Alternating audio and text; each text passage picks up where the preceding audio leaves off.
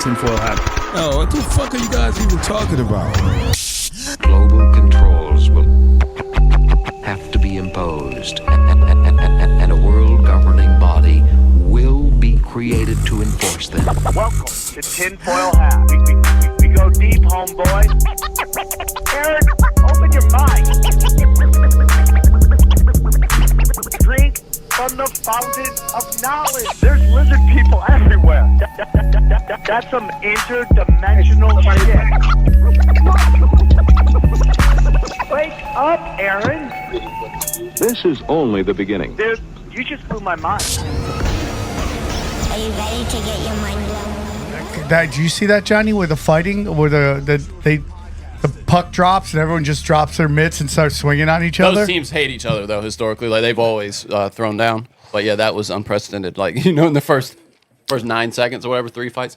Well, I always say this, dude, and people could call me crazy, and they will. Richard, correct me if I'd love to hear what your thoughts are, but, you know, it makes me sad that, like, these politicians get us all to fight with each other. Right? Yeah. Well, first of all, let me say, you know, booing a national anthem, to me, that's very declassé. Yeah. And I was embarrassed by that. And people were trying to explain it away. Oh, well, we're not booing the players. We're not booing the national anthem. We're booing the president. No, that's not how it works. Donald Trump wasn't in attendance, as far as I know, at any of those hockey games. So that was just declassé. I would agree with that. But I just, sadly, I know that that Americans would boo. We would boo probably as well. You know, well, there was a game in Boston, and there was a little booing of the Canadian national anthem. It was kind of more isolated and very muted. It wasn't anything like what the Canadian fans did in Montreal at that game, and also previously there was a Toronto Raptors game, and then at all places they booed during one of these Invictus. You know, Invictus, where the disabled war veterans sort of have their Olympics. They were booing, like that was at the basketball game, a 15-year-old girl singing the national anthem, the U.S. national anthem, and they booed. God. It was just so embarrassing. It really is sad, and it's chaos. And again, the politicians are all probably good friends with each other. We saw that on the situation with when Jimmy Carter died, Obama and Trump were laughing with each other, both agreeing that they hate Kamala Harris, which was hilarious. I mean, but then they all just end up talking to each other. And then we got two guys representing their country just swinging on each other. And it makes me sad. It does. It makes me sad. And it also makes me, it begs the question, like, why are we even doing national anthems before sporting events, you know, having all this flag work? You know what I mean? It's like, it's really... That is a real question. Jingoism, you know, flyovers and all that shit. I could do without that. I mean, what's that about? Well, the only problem is there's nowhere else to listen to it. I mean, I don't know if I don't think they even play it in schools anymore, at least up here. They used to. I'm old enough to remember when they played it at the beginning of a movie when you went to the theater. You know, when we paid 25 cents to go. I'm old enough to remember getting paid to go to the movies. Oh, I didn't know. People are always playing one-upsmanship. Well, it was 25 cents when I went to the theater. But anyway, there's nowhere else to play it. That is so interesting. They paid you to go to the movie theater. Do they do the Pledge of Allegiance still? Yeah, I think they do that. Like every day, it was every day. Every day was every day. Beginning of class, right when the bell rang, you sat up. Everyone did it. There was no no's. I don't know if I haven't heard if they do it still or not. I don't even know if there's an American flag in every classroom. So you guys know I did shrooms at the World Series, right? And when I don't know why I did that. I thought it'd be a good idea to trip balls at the World Series, and and it wasn't bad. We lost, so that's why it was kind of bad. But you know, I just noticed there that like everything was about patriotism and like convincing poor people to join the military. Like that's why they always trot out somebody, hey man, this guy is sergeant, lieutenant, and he waves everybody. Dodgers some guys love doing that, dude. And then, like, if you got none going on in your life, like that could be me. I could be at Dodger Stadium and everybody waving to me, and I think it's about getting young Hispanic men too, specifically because it's always like, you know, Lieutenant Ramirez sacrificed his hand in Afghanistan. Yeah, you know? Well, it's in America. I'm not sure what it is in Canada, but it makes me sad because I love going to Canada. I always say Canada is a wonderful country to do political comedy in because they can stand it. Out here, good luck. I mean, I'm blessed that my crowds can, but go to the comedy store, do political joke, watch, you can just hear gears grind down to and then just smoke coming from their ears because they're, oil me. That's what their brain's saying. Oil me. Right?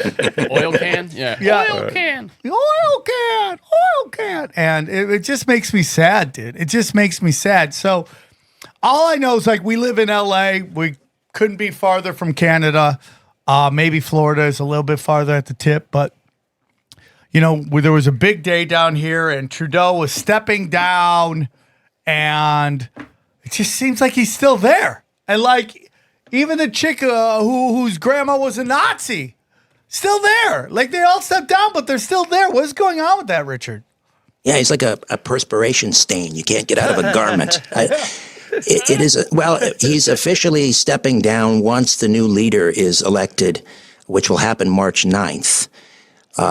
So he's doing his victory lap, and he's going on, continuing to apologize for everything that Canada has done over its 150 years. But we'll be finally done with his meddlesome prime minister as of March the 9th, and then we're likely to get another globalist in his place. It looks like Mark Carney, former governor of the Bank of Canada and the Bank of England. I mean, talk about, an elitist. This guy's just incredible. He just admitted on a podcast down in the States, he sort of embraced his, globalism and elitism because he was asked, what's your greatest weakness, Mr. Carney? And he said, well, people think I'm a globalist and an elitist, but he says that's exactly what Canada needs right now. Excuse me? We just had 9 years of that. Didn't end well. So more of the same with Mark Carney, except it's kind of scary because Trudeau was all about the hair and the crazy socks. Mark Carney actually is pretty, intelligent. Went to Harvard, I think, or Yale. He's an Ivy League guy. He's bright.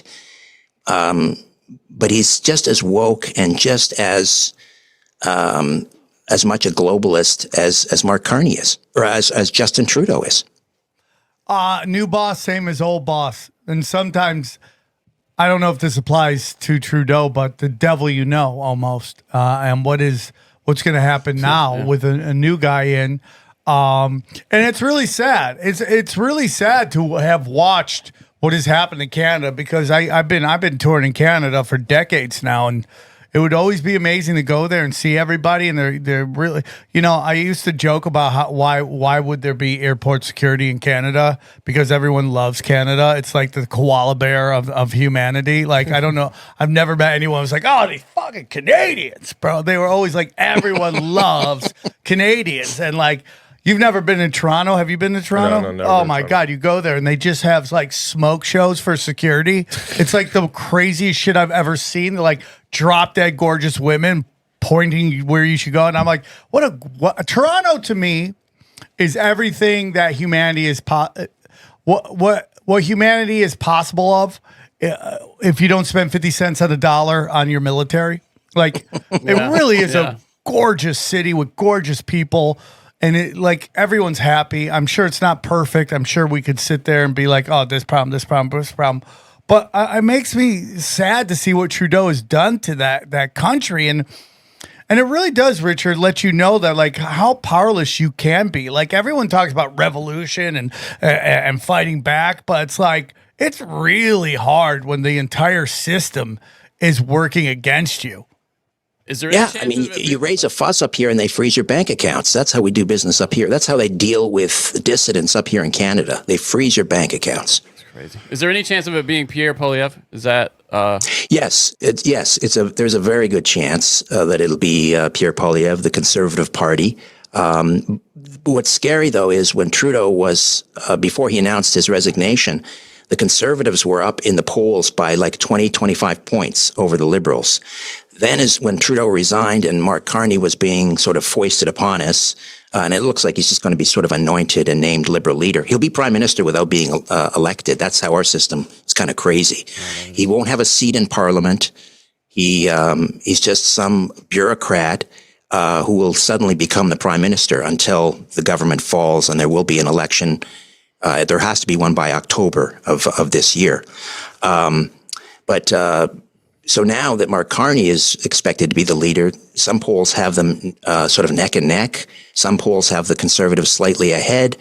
And according to some seat projections, there's even a scenario where the Liberals could come back with a majority government, which means we'd be stuck with them for another 4 or 5 years, which I just cannot even contemplate that. I mean, I don't know. Is there room on your sofa? I may have to pack up and move down there. Yeah. You can live in the studio, bro. It's a nice place. They got showers around here. Open. Come. We'll take in refugees. Why not? Yeah, it is crazy to me. And then it kind of gets into this thing that we talk about all the time on the show is about, the U.S. Electoral College versus what Canada has. And it seems to be that Canada, Toronto, and the province of Ontario, right? It's the Ontario province? That's right. They seem to decide who is the leader every year. And, because these are giant cities, we get in the groupthink, people work in corporations. You'll never be able to move up unless you just bend over backwards, spewing progressive stupid. And that's how they vote. They vote groupthink because that's how they're going to progress in their corporate job. And it gets impossible to get out of that cycle. And it just makes me really sad because, we live in LA and nobody's talking about the fires anymore. Gone. Wow. Nobody is talking about these fires. And so this morning, my girlfriend who can't stop watching MSNBC is like, oh my God, they're going after the mayor. I'm like, oh, we're going to go after Karen Bass. She goes, no, Eric Adams in New York City. I go, oh, dude. I can't. Like nobody's calling for this shit. And Nobody. And I thought people would be still talking about it for how hard they went. Remember the first week, everybody was donating. Let's for all the fucking people that lost their house. It's gone. There's no momentum at all. So they can do it again. We are live from the Wise Wolf Gold and Silver Studios. Go to samtripoli.gold. Use the promo code tinfoil. And you can get in on the Personality games for as little as $50 a month. We are here. I've been blessed to do our guest show on Coast to Coast many times, Coast to Coast many times. Please welcome Richard Syrett. How are you, sir? Hey, Sam. Great to be here. Richard, it's an honor and privilege to be on your show. Anytime you ask me to be on your show, I'm like, I can't believe this guy wants to be back on his show, dude. I mean, AM Coast to Coast is the best. His show is the Richard Syrett Show. And for those who may not be familiar with you, my friend, can you tell us a little bit about yourself and where our listeners can find you? Well, I'm a regular guest host, as you mentioned, on Coast to Coast AM, and that's like 600 affiliates across the United States. Fill in occasionally for George Norrie on a Friday, and then I do some Saturdays and Sundays, coasttocoastam.com. And then I have a podcast called Strange Planet, which is kind of the same fare as we discuss on Coast to Coast. UFOs, conspiracies, alternative everything, alternative energy, alternative health, spirituality, the occult, you name it. That's it right there, Strange Planet. And you can subscribe to my podcast. It drops 3 days a week, Monday, Wednesday, Friday. You can also subscribe to a newsletter there. It's called Inner Sanctum. Comes out once a month. It's absolutely free. And I also, you can also check it out on YouTube and Rumble. It's everywhere. And then I have a daily, because I'm not busy enough, I have a daily radio show on terrestrial radio in Toronto. It's the radio station Saga 960. And that's very different. It's quite a departure from the stuff I talk about on Coast and Strange Planet. It's more sort of news, the culture war. I talk about the cult of climate change. I talk about, news of the day. I talk, with politicians and different newsmakers and journalists and so forth. And it's a 2-hour show. I really need like a 5-hour show to discuss everything. But it's the Richard Syrett Show. That's on terrestrial radio. It's also available as a podcast. You can find The Richard Syrett Show everywhere where you find your podcasts, the website, therichardsyrettshow.com, and also a YouTube channel for The Richard Syrett Show where we post some of my monologues, and that's at Richard Syrett 64 which may or may not be the year of my birth. All of those links will be below in the description. Real quick, we are live from the Wise Wolf Gold and Silver Studios. That's right. Go to samtripoli.gold. Use the promo code TIMFALL. Get in the Precious Metals game for as little as $50 a month. I'm very excited that you're on. And, being on your show is a blessing. It's very interesting.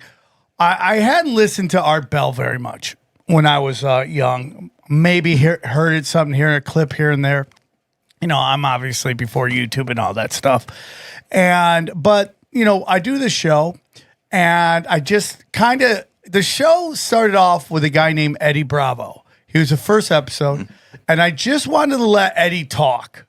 I didn't want to judge him. He would always go on JRE and just get tag teamed by those three guys who are now 2 out of the 3. Brian Callen, we're still dragging him along, but they're all conspiracy theorists now. But back then, Eddie was going 1 on 3. So I'm like, I want to do a conspiracy podcast. One of my very good friends is one of the big guys. Let's have him on. I'm just going to let him talk. So I did that. And then, people always be like, oh man, the show reminds me of Art Bell and all that stuff, which I took as a giant compliment. And then I started listening to some of Art Bell, and I totally got what he was doing, because I would feel like Art, no matter how crazy the call was, he would let you go. And whatever you got to say in that time period that you're on the show, we're going to take it as facts. And I always was very impressed with that.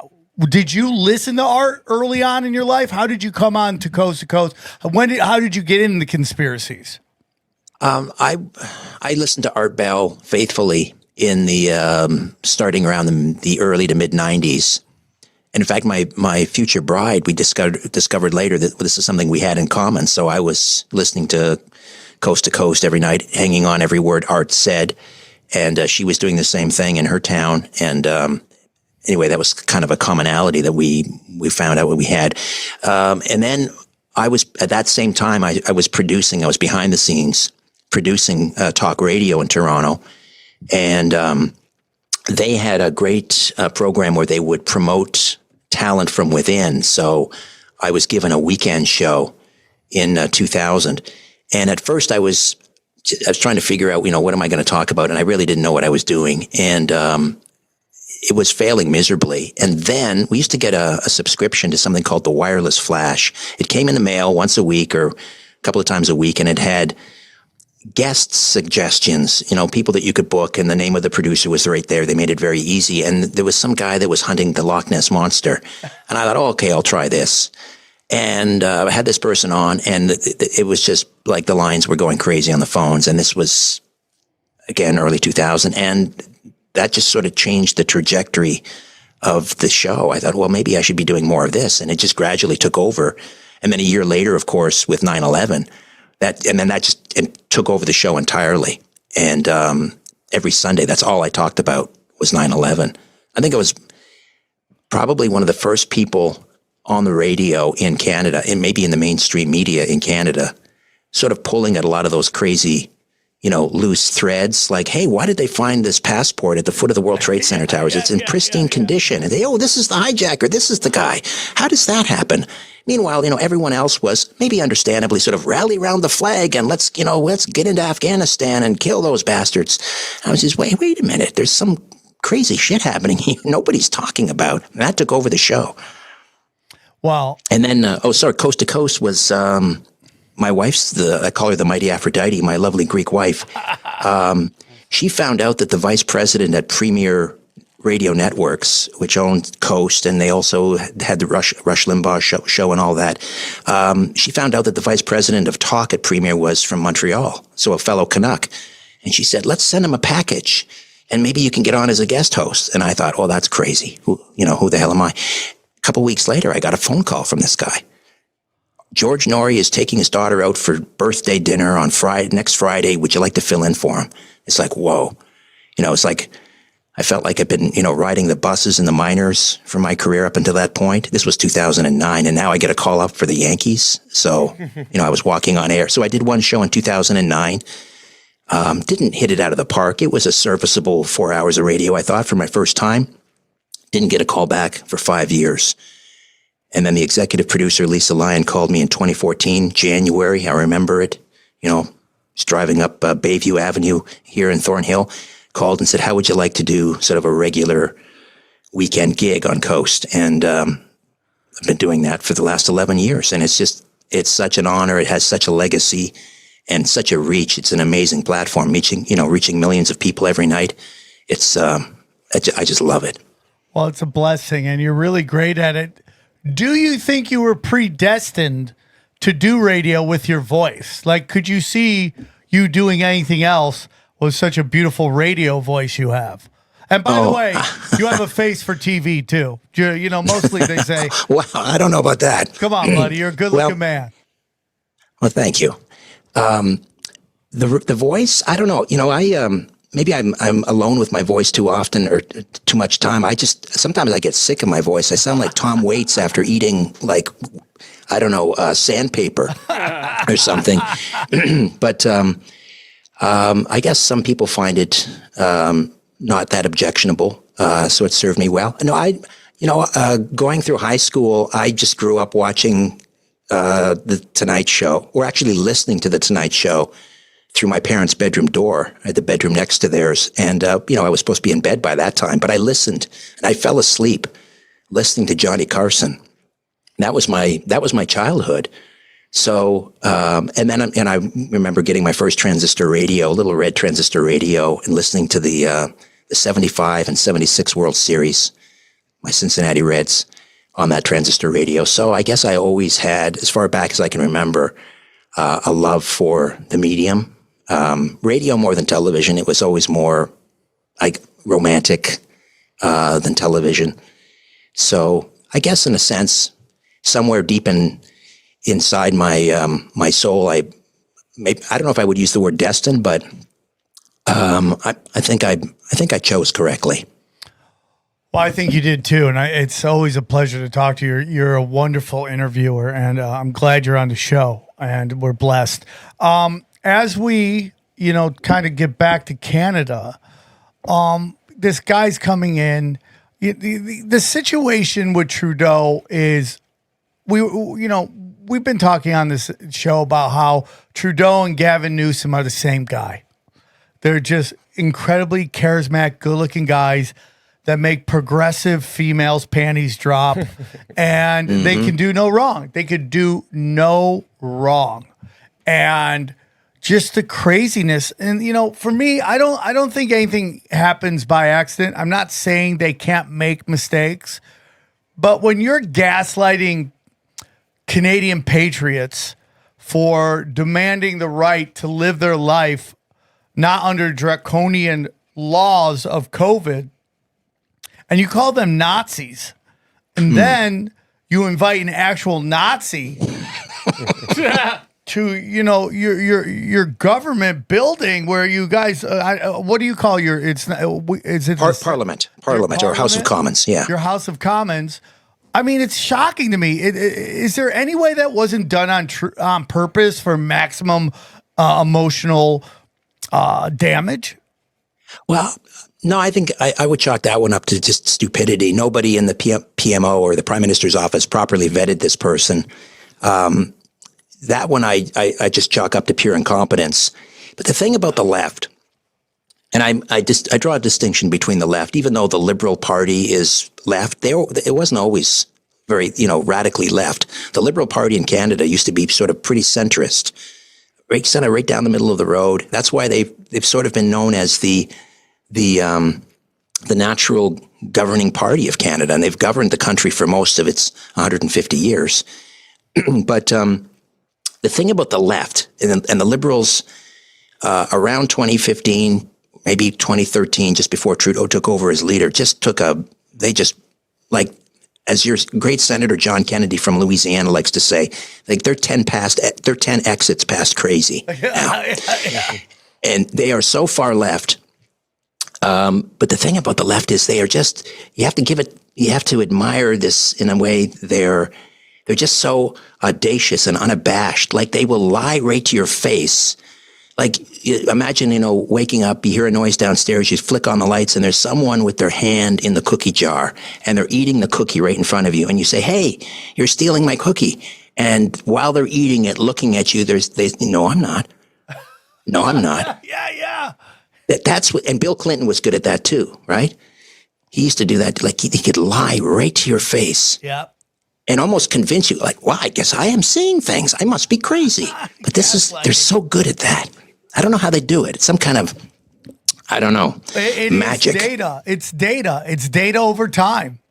It's like they study you. Are you a psychopath? I mean, Trudeau has a rich history of scandals, from getting ran out of his school, having to pay a lawsuit out, blackface, his reaction to his brother dying, which gets into some occult sacrifice stuff. Like, he blames his brother for it. Like, zero emotion. Who's his real dad? I mean, it just goes on. His connection to Pinkleton or whatever the pig farmer guy's name is. Like, it's really crazy. Guys, listen, crypto's crazy. Everything's crazy. The fractional reserve banking's crazy. Dude, our money's backed by nothing, okay? They're going to go audit Fort Knox. Guess what they're going to find? Zero. That's why you can have more gold than Fort Knox, thanks to our good friends at Wise Wolf Gold and Silver. Let me tell you about everyone at the wonderful people at Wise Wolf Gold and Silver. If you're paying attention, you know that de-dollarization is real. Fiat is fake, and you don't want to be left holding the bag when the dollar collapses. Gold and silver have been money through all of recorded history and are an excellent way to protect yourself from inflation and geopolitical turmoil. That's why I trust my friends at Wise Wolf Gold and Silver for all precious metals, all things precious metals. I love it. I am part of the Wolf Pack. Every month I have precious metals sent right to my house, and I love it. See, Wise Wolf Gold and Silver is veteran owned and A+ rating by the Better Business Bureau. No transaction is too big or too small. You can even roll over your 401k or IRA into physical gold and silver. And if you think you can't afford precious metals, think again. With the Wolfpack monthly membership program, you can get gold and silver delivered directly to your door for as little as $50 a month. As little as $50 a month. You can have precious metals. You start loading it up, man. By the end of the year, you'll have a good chunk of precious metals. Dude, it's crazy. You just go to samtripoli.gold. You can see all the different plans they have. Man, it's like $50. Lone Wolf, Warrior Wolf, $125. Alpha Wolf is $250. And it just keeps going up. Sent to your house. Right there. It's that simple. It's that simple. Easy peasy. Get in, get out, get your gold, get your silver. I love it. I'm doing it. Dude, I'm telling you, all of these affiliates I use, and I use Wise Wolf Gold and Silver. I use it all the time. It's real simple. So if you want to get in, this is how you do it. Wise Wolf Gold and Silver also deals in and accepts Bitcoin. So here's what I need you to do, okay? Go to samtripoli.gold, promo code tinfoil at checkout to receive free constitutional silver. That's right. And remember, in a world of bulls and bears, be the wolf. Hey guys, real quick, I want to tell you about our good friends at Mint Mobile. Listen, we got to fight back against these giant corporations that are charging us ridiculous fees for things that should be cheap, easy, and fun. And that's why I love Mint Mobile. Let me tell you about Mint Mobile's new deals. Let me tell you a little bit about Mint Mobile. I don't know about you, but I love keeping my money where I can see it, okay? Unfortunately, traditional big wireless carriers also seem to like keeping my money too. Ain't that crazy? All right, after years of overpaying for wireless, I finally got fed up from crazy high wireless bills, bogus fees, and free perks that actually cost more in the long run, and that's why I switched to Mint Mobile. Say bye-bye to your overpriced wireless plans, jaw-dropping monthly bills, and unexpected overages. Mint Mobile is here to rescue you with premium wireless plans starting at just $15 a month. All plans come with high-speed data and unlimited talk and text delivered on the nation's largest 5G network. Use your own phone with any Mint Mobile plan and bring your phone number along with all your existing contacts. You can ditch overpriced wireless and get 3 months of premium wireless service from Mint Mobile, again, for just $15 a month. So here's what we need you guys to do. If you like your money, Mint Mobile is for you. Shop plans at mintmobile.com/tinfoil. That's mintmobile.com/tinfoil. Upfront payment of $45 for 3-month 5 gigabyte plan required, equivalent of $15 a month. New customer offer for first 3 months only. Then full price plan options available. Taxes and fees extra. See Mint Mobile for details. Well, his half brother is Kyle Kemper.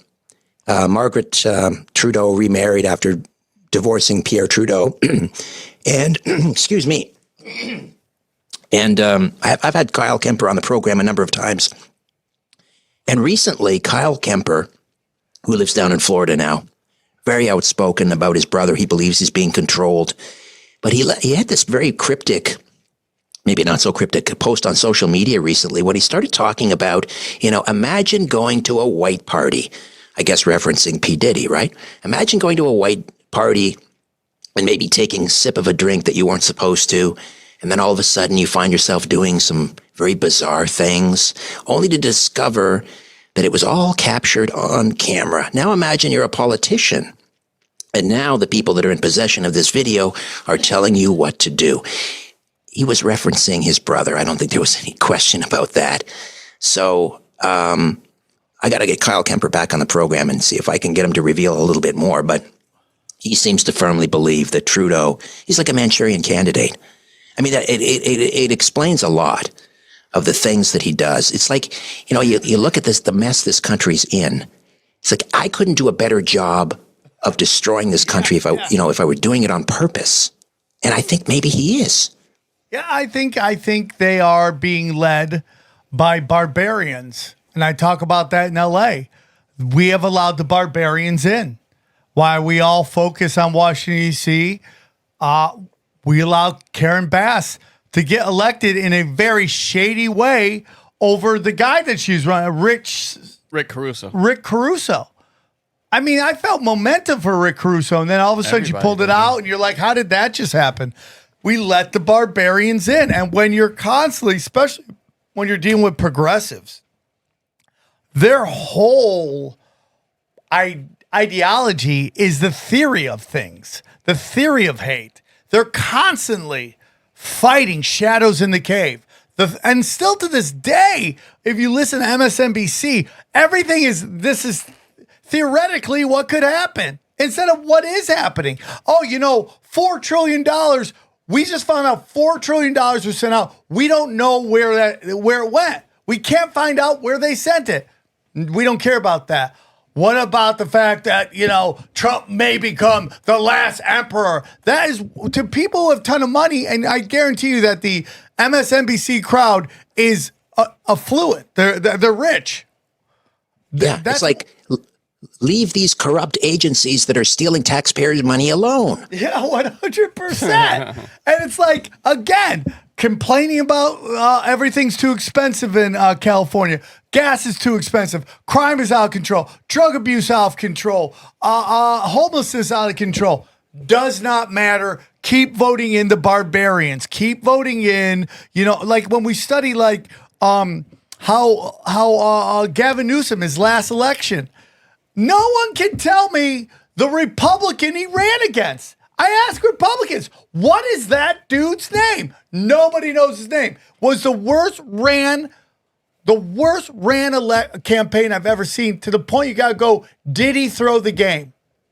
Was he just placed there by Republicans who are in on it, who are taking all the same money that the Democrats are taking to put up a candidate that resonated with nobody so Gavin Newsom could continue to flip the state into a feudal system of extremely rich and extremely poor, no middle class? Yeah, it's the uniparty. It's the two-headed monster. It's similar up here. I mean, up until recently, I would say, but now Pierre Poilievre of the Conservatives is really sort of moved to the right, I think, in large measure because of Donald Trump, thank God.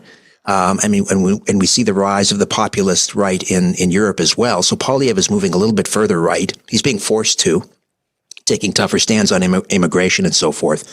But prior to that, there really wasn't much difference between the Liberals and the Conservatives. I agree. Yeah. In Canada, for sure. I always said the most conservative Canadian is pretty much a Liberal in America. When I used to do gigs there, they were conservative, but they would identify as probably a Democrat in America. Well, yeah, they used to call them Southern Democrats. The Southern Democrats were more conservative probably than our conservatives were up here. Yeah. I totally agree. So this Carney guy, Mark Carney, who's going to be the guy in, it's very weird to me because it's like, yeah, he's going to be the next guy. You're like, well, aren't we voting on it? I mean, don't we have the vote coming up? Have we decided that? But it seems like they are. Governor of the Bank of Canada and the Bank of England. And whenever you see the Bank of England, you should be very scared. It's like whenever you see anything labeled Babylonian to me, there are occult. And again, if you go, Sam, who runs Israel, who runs Saudi Arabia, who runs China, who runs India, who runs the United States, I would say the Bank of England and the black nobility and what they do. So if this guy is in charge of the Bank of England in Canada, you have to really wonder what's going on, right? Yeah, and he's a real climate zealot to boot. He published a book called Values. And I don't know what he was thinking. Maybe he wasn't planning on running when he wrote the book because his own words are going to come back to haunt him. And I hope Poilievre just sits, if they have a debate, I just hope he just, reads from this book, chapter 1, and he'll be hanged by his own words. But he's talking about, the need for, achieving net zero, which the rest of the world is abandoning because it was a suicide mission. But he's talking about net zero, and if need be, we need to curtail personal freedoms in order to achieve it. What are you talking about? Another emergency act, which is basically the War Measures Act that we had during COVID. So he's basically hinting that he would bring that back in a heartbeat if necessary to achieve his, imagine climate lockdowns instead of COVID lockdowns. This is the way this guy thinks. But meanwhile, Canada is so rich in resources. We should be an energy superpower right along the United States. We don't need the rest of the world. If the two of us get together, Fortress North America, we don't need anybody. But they won't build pipelines in this country. We can't get our oil to market to Tidewater, which is why we sell our heavy crude to the United States. All of it that we don't use domestically goes to the United States, but we don't have a pipeline to get the oil to Eastern Canada, so we have to import millions and millions of barrels from Saudi Arabia. Yeah. It's insane. Damn. So they want to keep our energy in the ground. And that's done on purpose because they need the House of Saud to control Mecca. So that's how they keep it going. If you keep buying Saudi Arabian oil, you basically fatten up the House of Saud, and they control Mecca. And if you control Mecca, you control Islam. And it is of my belief, Israel and Saudi Arabia are both being used to control that region. And they're just a Bank of England outposts. And everybody wants to go and, the Jew world order and all that. And this is Sam speaking, not Richard, It's not. There's levels above this shit. And they get you fighting with people on your level, which is my whole thing about the fight in the hockey. I talk to my friends, they're like, oh, it was great. I'm like, but dude, you got to understand, the public is fighting with each other while the fat cats do nothing. Yeah. It's the same thing with war. They want war. Their kids are never going. Like Netanyahu's kid is in Miami right now, and they want to send U.S. troops to Gaza. What are we doing? So 100%, you're correct. 100%, you are correct that, this whole climate change thing is just all about taking away your freedoms. He basically came out and said it right there. I mean, and that's why whatever we think about Trump, and like, I can't enjoy him because Derek Bros or Whitney Webb is constantly in my, I constantly think of them and what they're saying, and we need them. We need them to be there to go, hey man, easy on the hopium, and is there another shoe that's going to drop? But I can go by itself. I'm happy we got the Paris Climate Accord because it was just going to rape the U.S. economy. That's all it was going to do.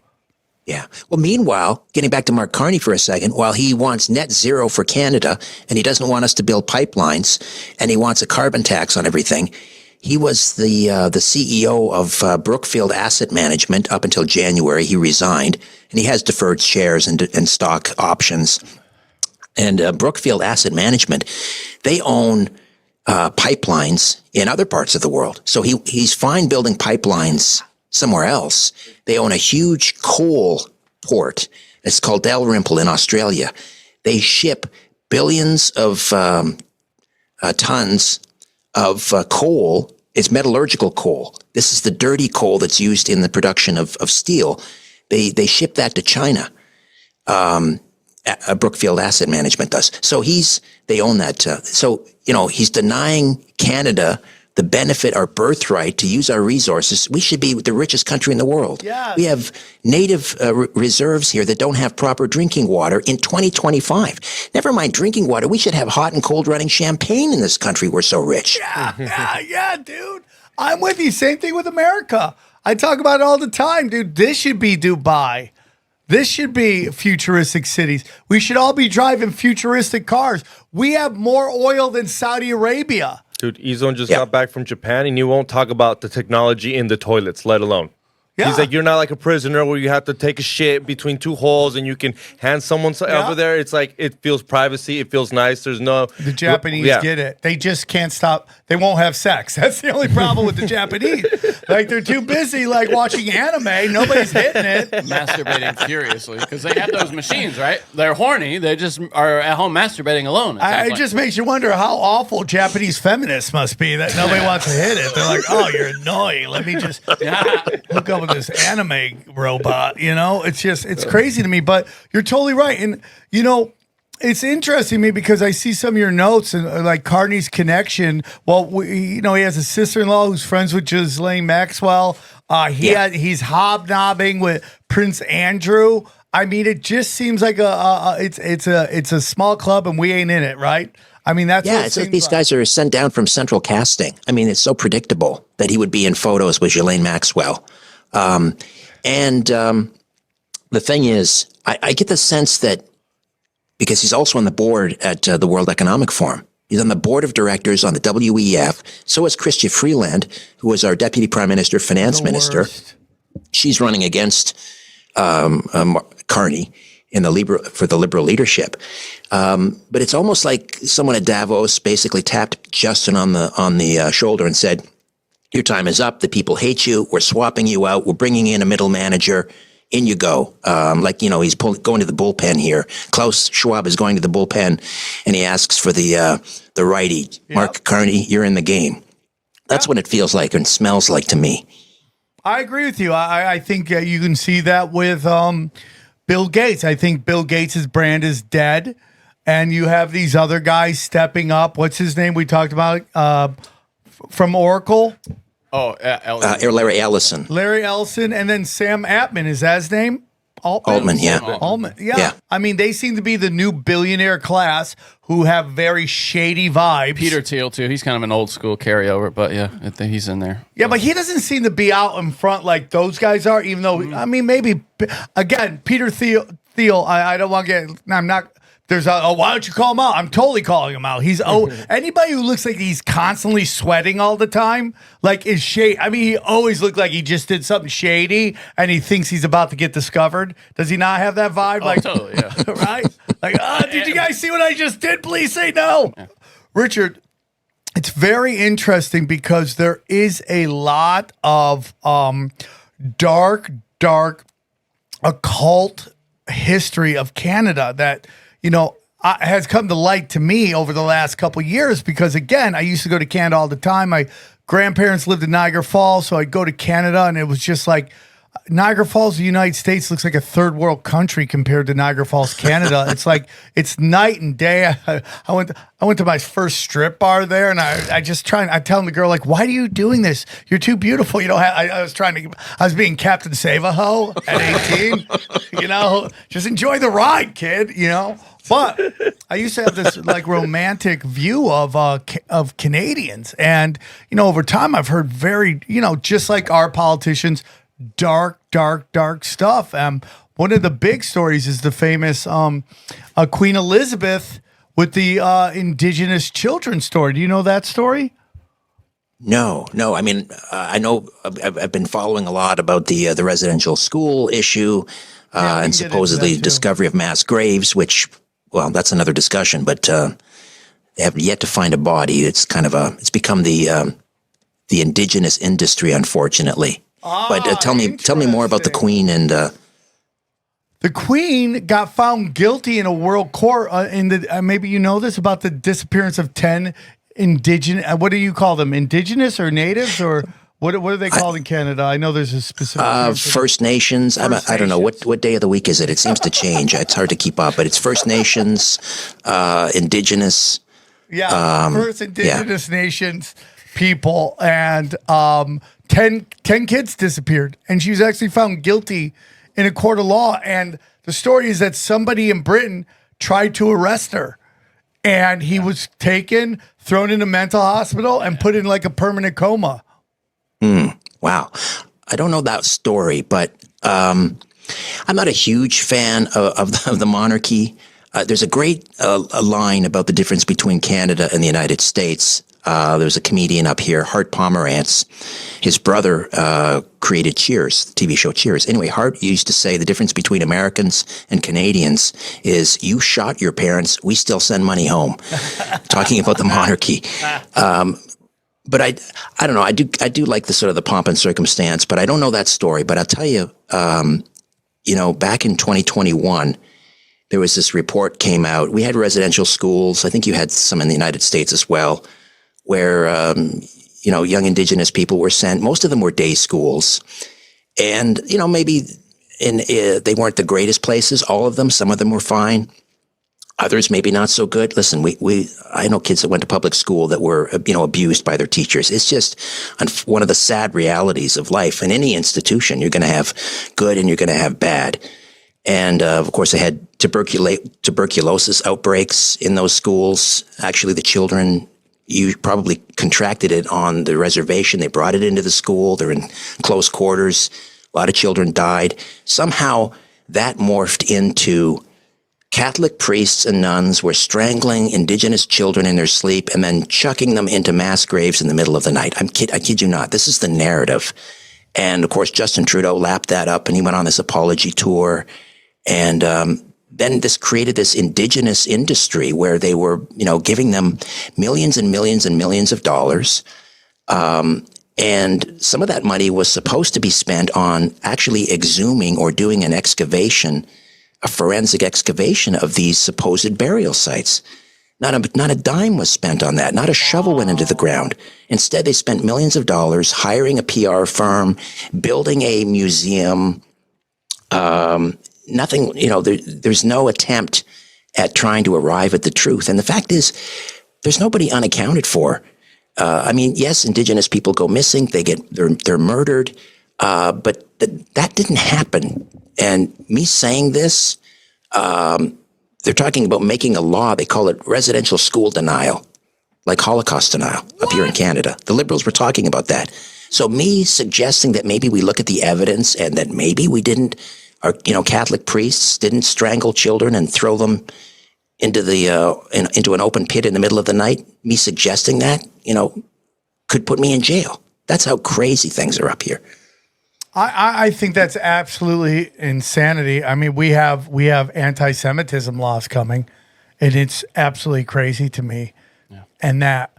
Yeah, what do you think the law is going to be exactly? The law is that, you know, if you say something anti-Semitic, That's what they want, that they can curb anti-Semitism talk. Well, we're on the record on Broken Sim that we think it's actually more than 6 million died during the Holocaust. Yeah, we think it's 100 million people All of them? died. I said Everybody? 300 million. I think everybody died. All of them, all the Jews. Everyone. Yeah. Not just Jews, everybody. Just to be clear. Yeah, we're on the record. Everybody died. There, whatever number you say, I agree to.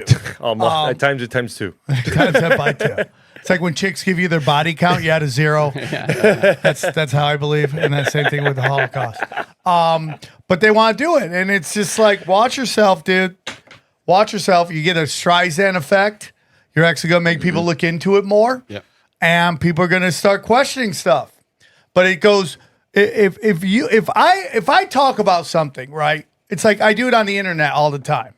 When someone accuses me of something on the internet, I always go, what are you saying? Explain yourself. Explain yourself. Because I know who I am, and I know what I've done, and I ain't doing anything you're telling me I'm doing. And so why am I afraid of the discussion? Yeah. Yeah, it would be different, though, right? If you were getting accused of the same thing over and over again, you already knew what it was and why it was. Then at some point... What do you mean, explain? Well, I'm thinking about, like, I don't know, like Tom Hanks or something. You know what I mean? Like, if that is on his radar, he's been, he's got that thrown at him a million times. Right. Well, I mean, I've never seen anyone not acknowledge it, though, like that before. And not simple like, dude, you're crazy. Well, you just said Streisand. How about this? Tom Hanks says, effect, though, you're crazy. You're crazy. That's a crazy thing. Move on. You've answered it. You've dismissed it in a hilarious way. Yeah, you just said Streisand effect, though, and that would be... I mean, by denying it, he would be bringing more. But Johnny, here's the thing: the internet has talked about it. Like his sketch he did on Saturday Night Live, just reignited. I know, right? Everybody's what is he doing, dude? And dude, I saw giant accounts calling him out on that shit. What is he doing, man? You know, and like I went on your mom's house, which I thought one of our guests were going to say they were serial killers. Thank God that didn't go that way. I was like, oh no, what am I going to do? My friends are serial killers. But turns out they are not. But, they were asking me about Tom Hanks. And I told them the whole mouthy Buddha thing. And I don't, listen, I can talk about anything on these shows when you go on normie shows, but they always want to talk conspiracy. And their audience goes, who is this asshole?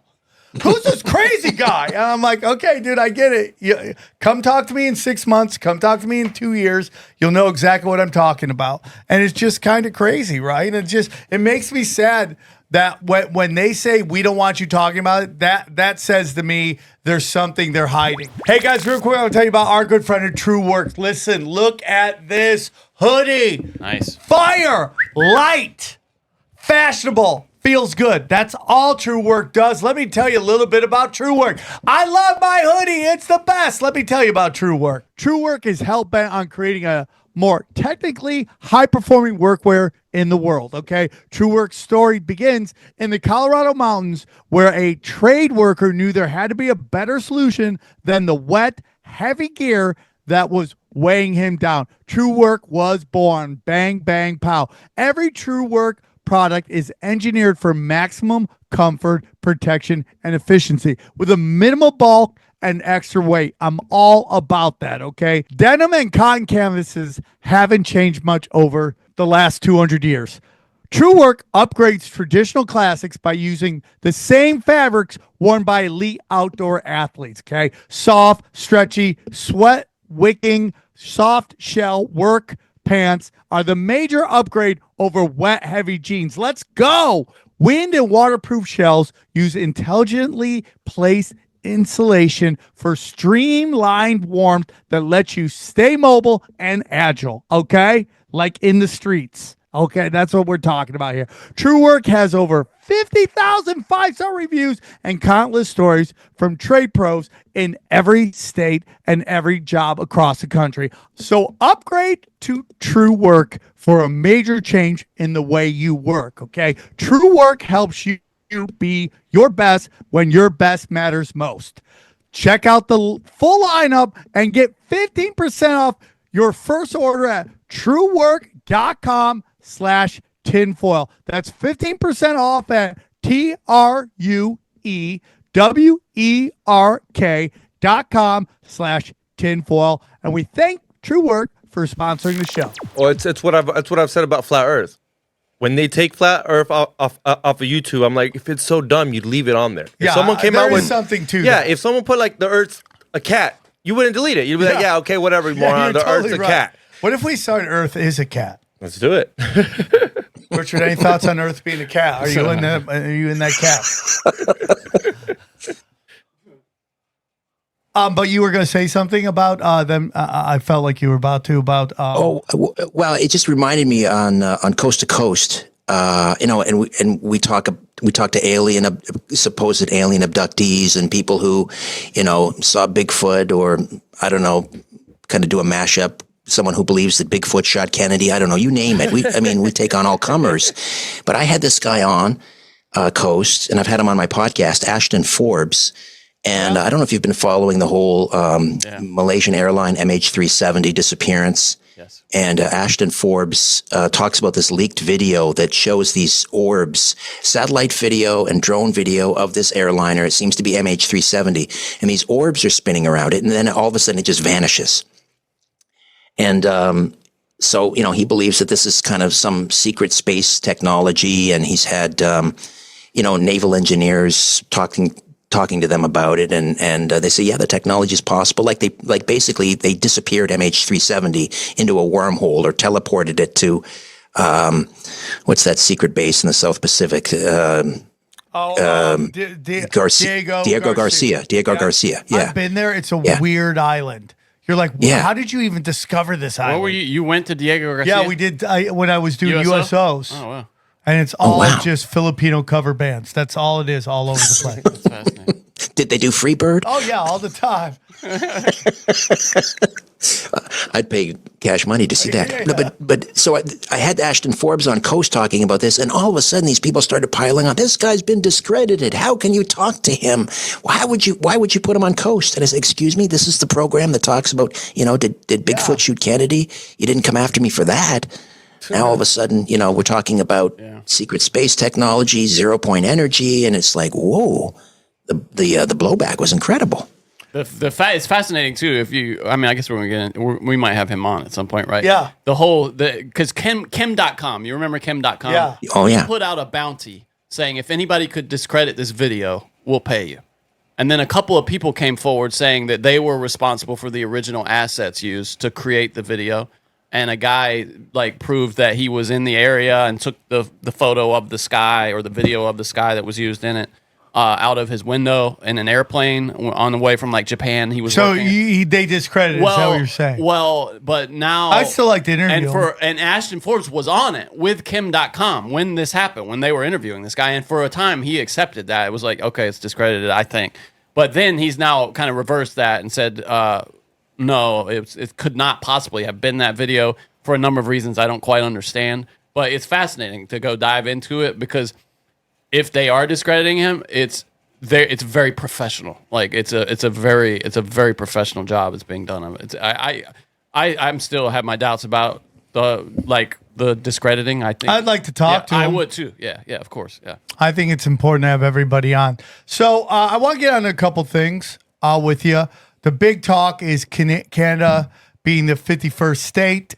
I personally don't like it. I love Canada. I think you guys, if we can go back to 2015, Canada was amazing. The women are gorgeous. You guys are the nicest people. You all look so healthy because your healthcare is based on keeping prices down. I know it's not perfect, and I'm sure people will be like, oh, you don't even know. It takes 8 years to get a doctor's appointment. But whatever it is, I really loved it. I don't want you guys to be the 51st state because now we start getting into the North American Union and what that is. And is Trump giving us all these amazing things like auditing this, auditing that, so that he can slip things like this globalist territory that we've been hearing about forever? What are your thoughts? Well, there isn't a mechanism really for us to become the 51st state. You have your procedures. It would have to be passed. I don't know if you'd have to convene a convention with all 50 states and vote on it. I don't imagine, Guam or Puerto Rico would be happy that we get to jump the queue and become the 51st state. But also, and then up here in Canada, there's just no constitutional mechanism really, but it would have to pass all 10 provincial legislatures and then the House of Commons. I don't think it's going to happen militarily anyway. I'm not worried about that. But economically, we're becoming more and more integrated all the time anyway. And I'm fine with that, quite frankly. The other thing, I don't think Trump or the Republicans want Canada to be the 51st state because we're roughly the size of California in terms of population. How many electoral college votes do you get? 53 or something like that? Does he really want something like that? Does he really want another 53 congressional or electoral college votes going to the Democrats? Because basically they're all Democrats up here. I'm a unicorn up here. I'm like a Republican in support of the Second Amendment. I want conceal and carry in this country. Never going to happen. But I'm like a fish out of water. But most people up here would vote Democrat.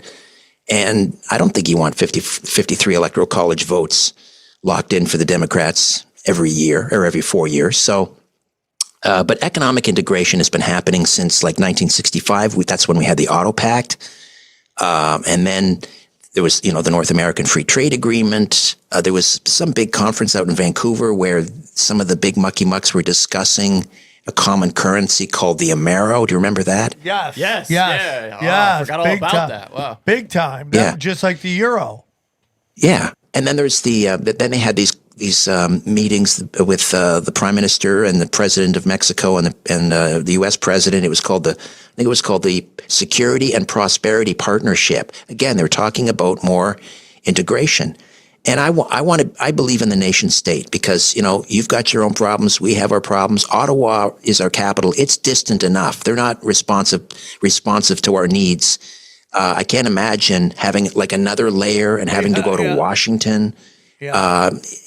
But I'm all for, greater integration. Like I said earlier, Fortress North America, like the rest of the world is going to, shit in a handbasket at the speed of light. Like I'll get together with my American cousins and let's trade more and let's develop more, security arrangements and so forth.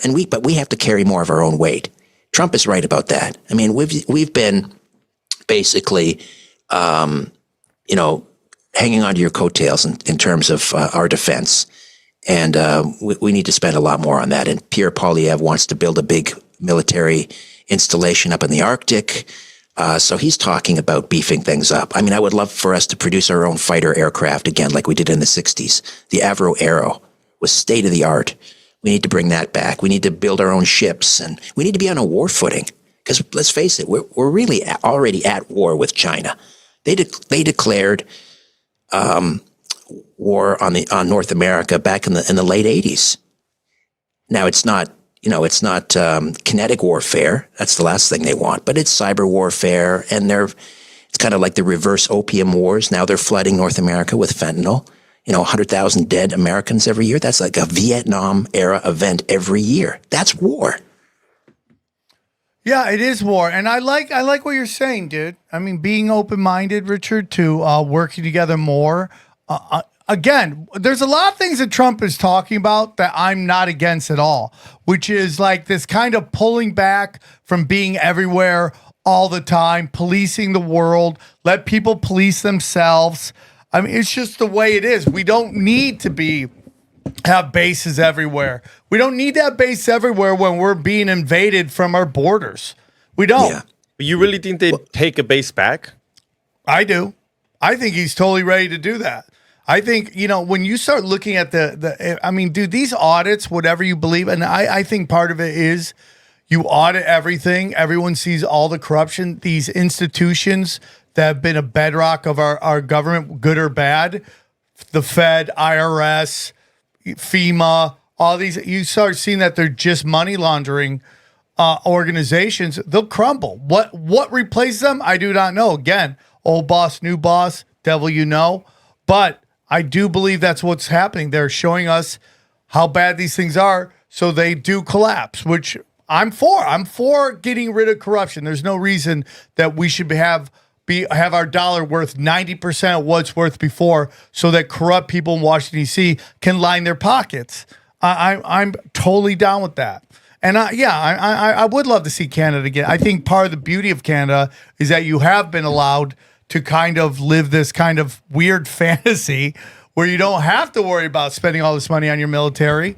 And that's why everything, when I go up there, I'm like, oh, it's just beautiful here. Everything's beautiful. Well, if you got to take the good, what about the bad? What do you mean? South.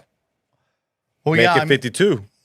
I mean, that's part of the Amero too. Yeah, that's part of the North American thing. And you know, the whole point of like making Mexico so unstable is cheap labor and to be able to let the cartels fund all these drug wars, because the intelligence agencies and the U.S. government make tons of money off of drug sales. So that's why they completely destabilize such a beautiful place like Mexico. But again, I love Canada. I hate seeing what's happening to you guys.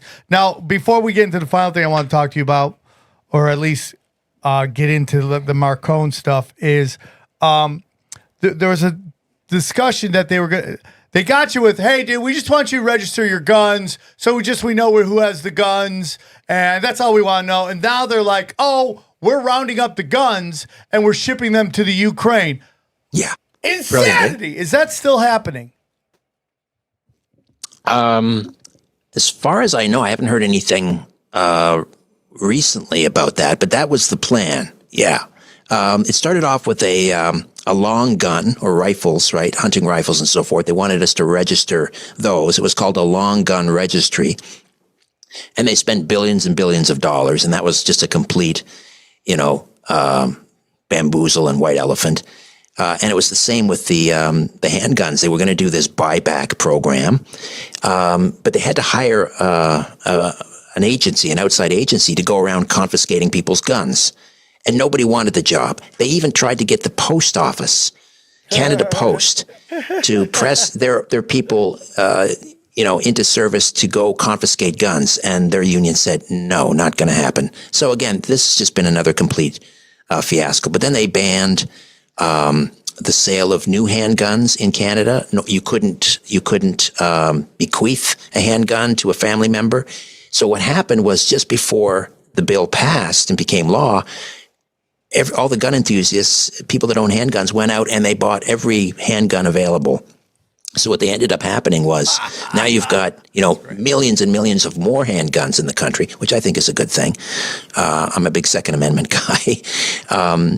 We gave that away a long time ago, unfortunately. Dude. But here's the thing. Now we have, like you do, we have home invasions and so forth, and we have people, carjackings, and the police up here were actually, they were serious, said it with a straight face. They said, you should leave your car keys at a table by the front door, so that when they come to steal your car, they're not going to go, rampaging through the house and hurting anyone. The keys will be right there on the table, and then they can go and steal your car and do it quietly. Maybe we should leave them some milk and cookies, just like Santa Claus. This is the mindset that we have up here. We're supposed to cower under the bed and call 911 when people are busting into our house.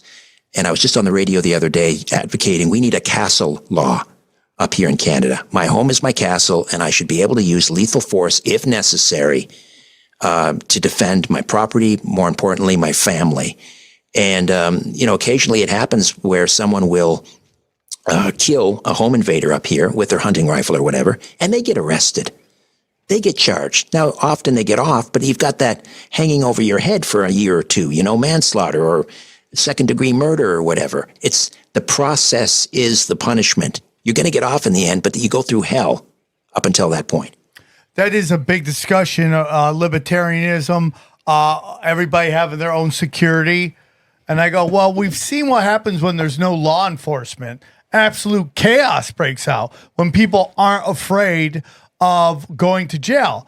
But then you go, when people do strike back, push back, the law enforcement comes in and arrests all the people trying to defend themselves.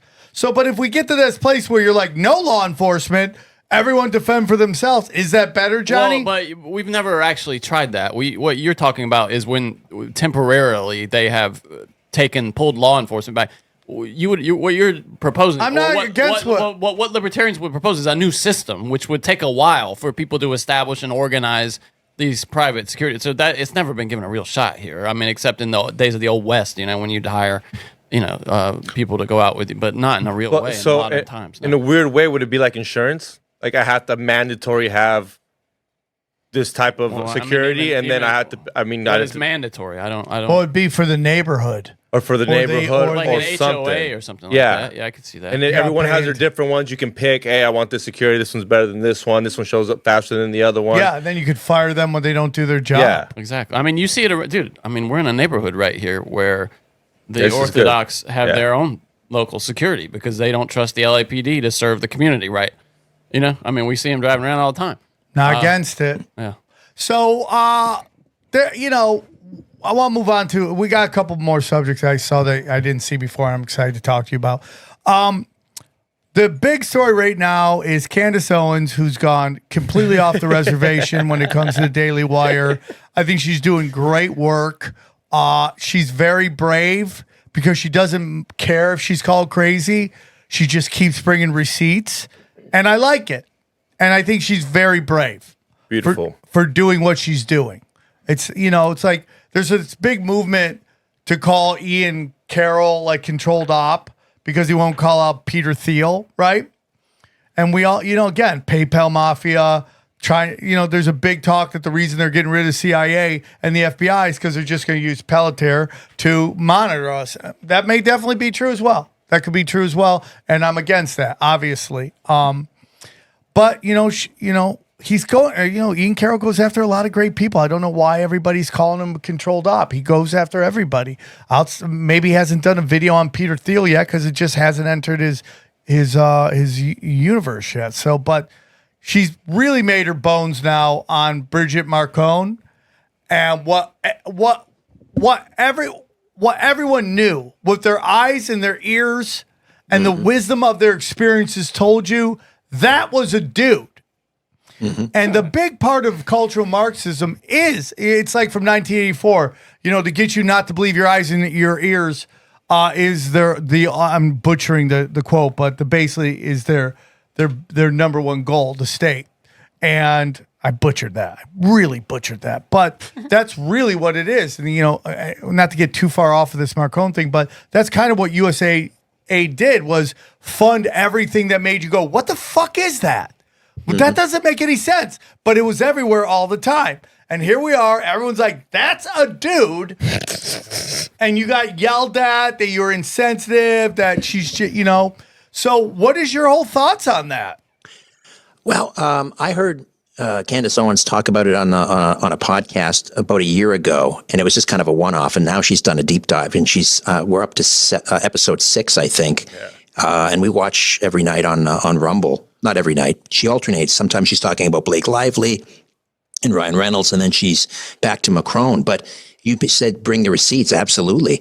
And then she just had the author, the journalist who's exiled in Italy, who got kicked out of France. They were coming after him and his family and this is a legitimate journalist who is meticulous in his research. He gets into the archives and he's got photographs. And my wife just ordered the book that he wrote. It's presented by Candace Owens, and it's called Becoming Brigitte. Sound familiar? Yeah. Becoming Michelle? Yeah, Becoming Michelle. It's hilarious.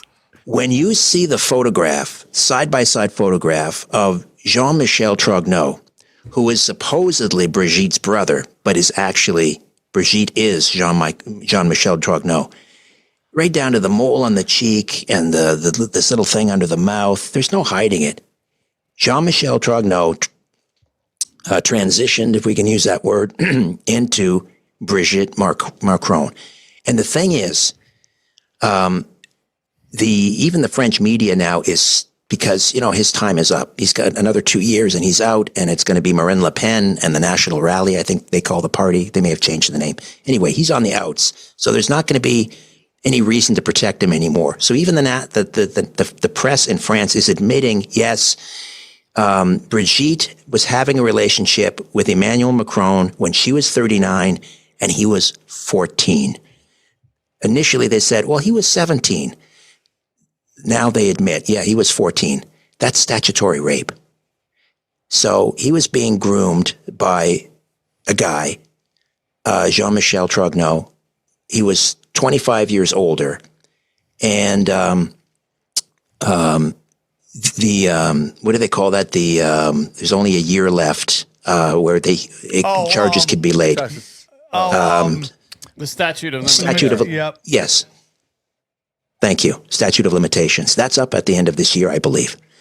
But that alone, statutory rape, they should be looking. They should be, all hands on deck. Let's look into this. Let's investigate this. But yeah, the photographic evidence is all there. The extent to which the Élysée Palace and Brigitte Macron go to hide her past. There are no photographs of her, pregnant with her children. There are no photographs of her between, certain ages. It's just, and you can't get them. You cannot get them. It's just like a black hole or a wall that comes down. And then there's a lot of questions about Emmanuel Macron. He was raised by his grandmother. She was pushing all this pedophilia literature on him. And in fact, his official portrait, when he became president, there's one book in the background on the bookcase. And it's basically, I can't remember the name of it, but it was written by a notorious pederast. This is a guy that admitted he went to Algeria basically to rape young boys. And the circle around them, the people that they surround themselves with, pedophiles, pederasts. This is all a coincidence? No. So it's worth it. If anyone hasn't seen it yet, it's definitely worth doing a little binge watch of Candace on Rumble. And the interview she did with the journalist, who really is the guy that's done a lot of the heavy lifting on this. It's just absolutely stunning. And there's more to come. I mean, there's some suggestion that we're going to find out about some incest in that family as well. Yeah, it's just wild. And it's very compelling. I'm pretty much 100% certain that Brigitte is Jean-Michel Trudeau. Isn't there like high school yearbooks? That's usually where that would be the thing. Hey, here's my high school yearbook. Well, they're talking about either Macron or her or there it is. Shim is a Rothschild, right? Now the craziest theory came out, and it's even darker, and this has just now been presented, is that Macron looks a lot like a kid that it fathered before she transitioned.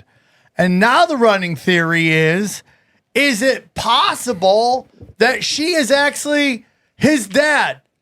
Yeah. I was saying that to the Mighty Aphrodite like we were 2 episodes into Candace. And that thought crossed my mind. And I thought, well, now I'm getting too far over my skis here. And then just in the last couple of days, now that's coming forward. Yeah. So because this kid was being passed off as her nephew, except the kid was supposedly the son of her brother, Jean-Michel Trudeau, but she's Jean-Michel Trudeau. So that kid is hers. He is the spitting image of Emmanuel Macron. But he's supposedly not related by blood, right? It's on the other side. It's her wife's family. So that's when the thought occurred to me, yeah, oh my God, is Jean-Michel Trudeau actually Emmanuel's father? I wouldn't. Yeah, but that's the depravity of what is happening when you are in these power positions. It is an inversion of God. It is meant to be an inversion. And, I wanted to ask the guest we interviewed earlier, but does the darkness to you, does the darkness infer light, meaning God? Does all this dark stuff we see, all this symbolism, Alyssa Keys going to the all high and then she puts up the bath mitt, 2 fingers? That's crazy to me, dude. Oh, I didn't see that. Oh, you haven't? No. She thanks everybody. Then she goes to I can't even do the symbol because someone will cut it up and then be like, Triple A's doing hand signals. Got him. I'm a rejected retard. I got hand signals. I mean, they're just idiots. But you can't do that. So, but yeah, she puts it out there. But to you, Richard, does all this stuff infer that there is a God of love? Yeah. In a strange way, it is faith affirming, if that's what you're getting at. Yeah. That if there is, if we're looking at the dark side and we're looking at all this depravity, and I think it is satanic, then the opposite must also exist. Right? You can't have the darkness without the light without the darkness. So in a strange way, it is kind of faith affirming. And the fact that now that it's all coming to the surface, it's just like you can't stop it anymore. The globalists and these occultists, their worst nightmare really is the internet, because they could control, the way they control the French media, Le Monde and these French newspapers that are their equivalent of the New York Times. They're trying their best to try and keep a lid on this, but you can't anymore. It's like the internet is just like, it's like mercury or a quicksilver or whatever. You just can't control it. It's all coming out, whether we're talking about, COVID or, the Satanist sociopaths that are supposedly our elected rulers. It's all coming out. I mean, this awakening is going to be one hell of a ride. It's going to be scary. But for those of us with faith, it's also, it shouldn't really come as that big a surprise. It's all very prophetic. It's all right there in the good book. And, as I say, to me, it just confirms my faith in the Almighty God. And what we're starting to see now is that there's all these talks that, have you seen Henry Kissinger's wife? I mean, you gotta look that up. Look up Henry Kissinger's wife. We've looked at pictures of her. What do you mean? What do you think I mean? I mean, she looks like a dude, yeah. Yeah, I mean, I've heard of Senator Chuck Schumer's wife is not the most attractive older lady, and that's been famous. There's a European princess, straight up dude. Now she's like jacked. It's like, this is the inversion. This is when you worship the darkness. This is what happens. And, again, like when I was on Rogan, I just think that what is happening is that the old gods are coming out to play. Way back in the day in Babylon, they had like holy temples with trans hookers in it. Like we saw that all the time back in the day. So, I mean, You see this kind of resurgence. They want you to say the devil is, it's the devil. It's Satan. They never say who Satan is. Satan is the enemy, right? That's all you know. Who is it? Is it Moloch? Is it this? Is it that? It gets super dark. So I want to get into this Shroud of Turin. What's it called? The Shroud of Turin. Turin, yeah.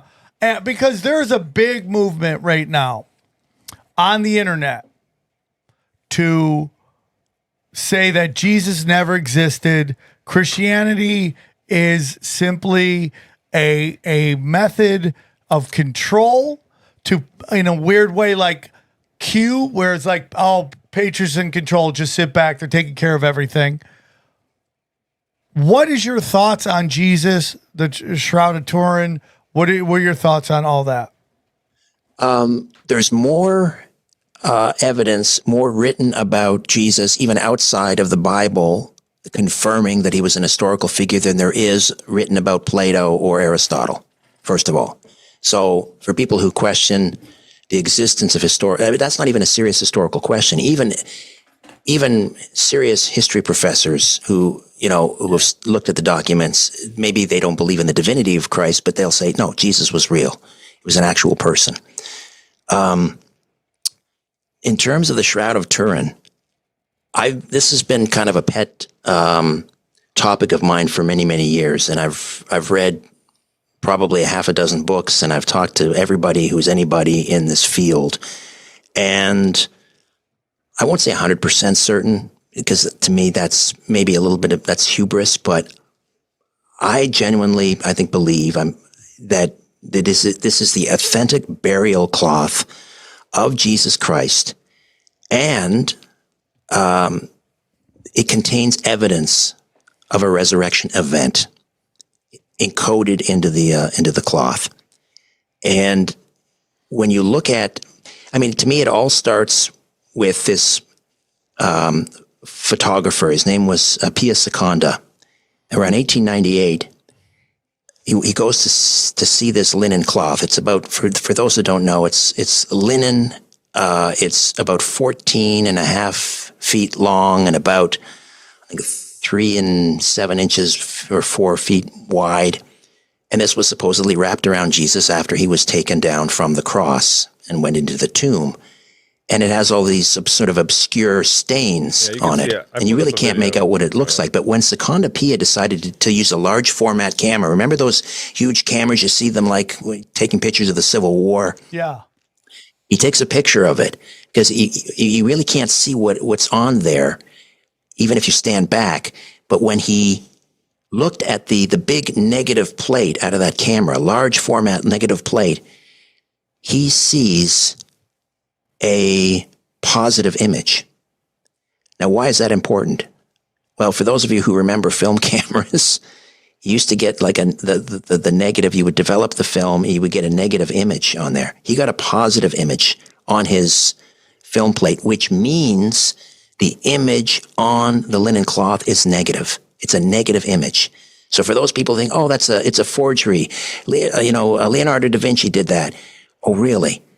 He painted a negative image. It's almost like an X-ray. You can see the bones of his hands underneath the skin. You can see his teeth underneath the lips. It's an X-ray. Tell me a medieval forger had the ability to produce an X-ray image on the shroud that also the wounds on the image correspond exactly with the gospel accounts of his torture and crucifixion, right down to the scourge wounds on his back from the Roman cat o' nine tails.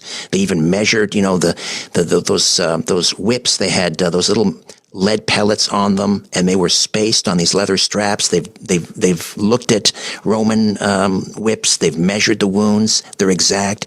It's got the abdominal wound, which, of course, to check to see if Jesus was dead, they stabbed him with a spear. That's on the image. There are blood stains. It's not paint. There are remnants of paint on there, and I can explain that in a minute. But the blood that came out was mixed with water. In other words, it was vascular bleeding, which means it was a post-mortem wound. Leonardo da Vinci had that kind of knowledge. Jesus was not nailed through the fleshy part of his hands onto the cross. I mean, they've done studies. It's too fleshy. Your hand wouldn't support the nail. It would just slide right through. He was nailed through the wrists. And the image on the shroud, the thumbs are concealed. Why is that? When you drive a nail through this nerve, it agitates the thumb, and again, they've done studies on dead bodies. The thumb curls under. So whoever did this forgery was able to produce a negative image that's encoded with three-dimensional information, by the way. It's a 3D negative image. This person must have had incredible knowledge, like 20th century knowledge of anatomy. It gets better. The interesting thing about crucifixions, and there were, thousands and thousands and thousands of crucifixions. This was the Romans' preferred method of execution. It was absolutely barbaric.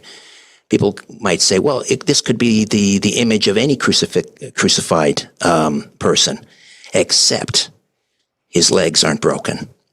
Why is that significant? Because the Romans, in order to hasten death, because you would be up there for days on the cross, dying of dehydration and suffocating because you couldn't support your own weight. They would break the legs of the person, take a big, iron hammer or something, crack the leg so that you could no longer hold yourself up with your legs on that little wooden perch. We know from the gospel accounts, they didn't break Jesus' legs because when they shoved that spear into his side and they saw, blood and water pouring out, they knew he was dead. So there's that. There's also pollen fragments around the head. They were actually able to take pollen samples from the shroud, which corresponds with a thorny plant that only grows in that part of the world, the Holy Land. I'm in, dude. I don't buy into this whole thing that it's a control mechanism. I mean, I'm not saying there aren't people that are like, I'm just gonna let God take care of everything. You know, I'm not, and if you are that person, I'm not judging you. Yeah, that's my mom. Yeah. What? Yeah. That's my mom. Well, I mean, there is something that's, that good is going to overcome evil. I get that. Yeah. I do think there's a lot of people that, are doing whatever they can to make a world a better place as well. We might have lost the internet there. Oh, no. Did we lose him? Yeah, we lost the internet with them. It's coming back. Yeah, dude, I was in the emergency room one time for something, and Do you think he's going to come back? I think it was relatively serious, and my mom, and I'm like, oh, it's freaking out. My mom goes, well, I'll see you in heaven if you die. That's what she's like. That's how she thinks about it. Oh, wow. Really? Yeah, She's like, you're good to go. Yeah. Like, Well, it was nice Was knowing used by Jews. there he is. Okay. you. What? Used by Jews? What? There we go. You're back. Yeah, Well, that was their burial method, right? With the shroud. They used a herringbone, a specific first century. It's all there. It's remarkable. No, I'm with you, dude. And I go off of the reason my show has been top 100 in comedy for 8 years is because we go by instinct on this show, and we tend to be right. And when I just feel when I get closer to Christ, and like I'm a sinner, I keep making mistakes. I'm trying my hardest. I'm not perfect, and I'll never sell you out that I am perfect. You should never follow me for any leads in life.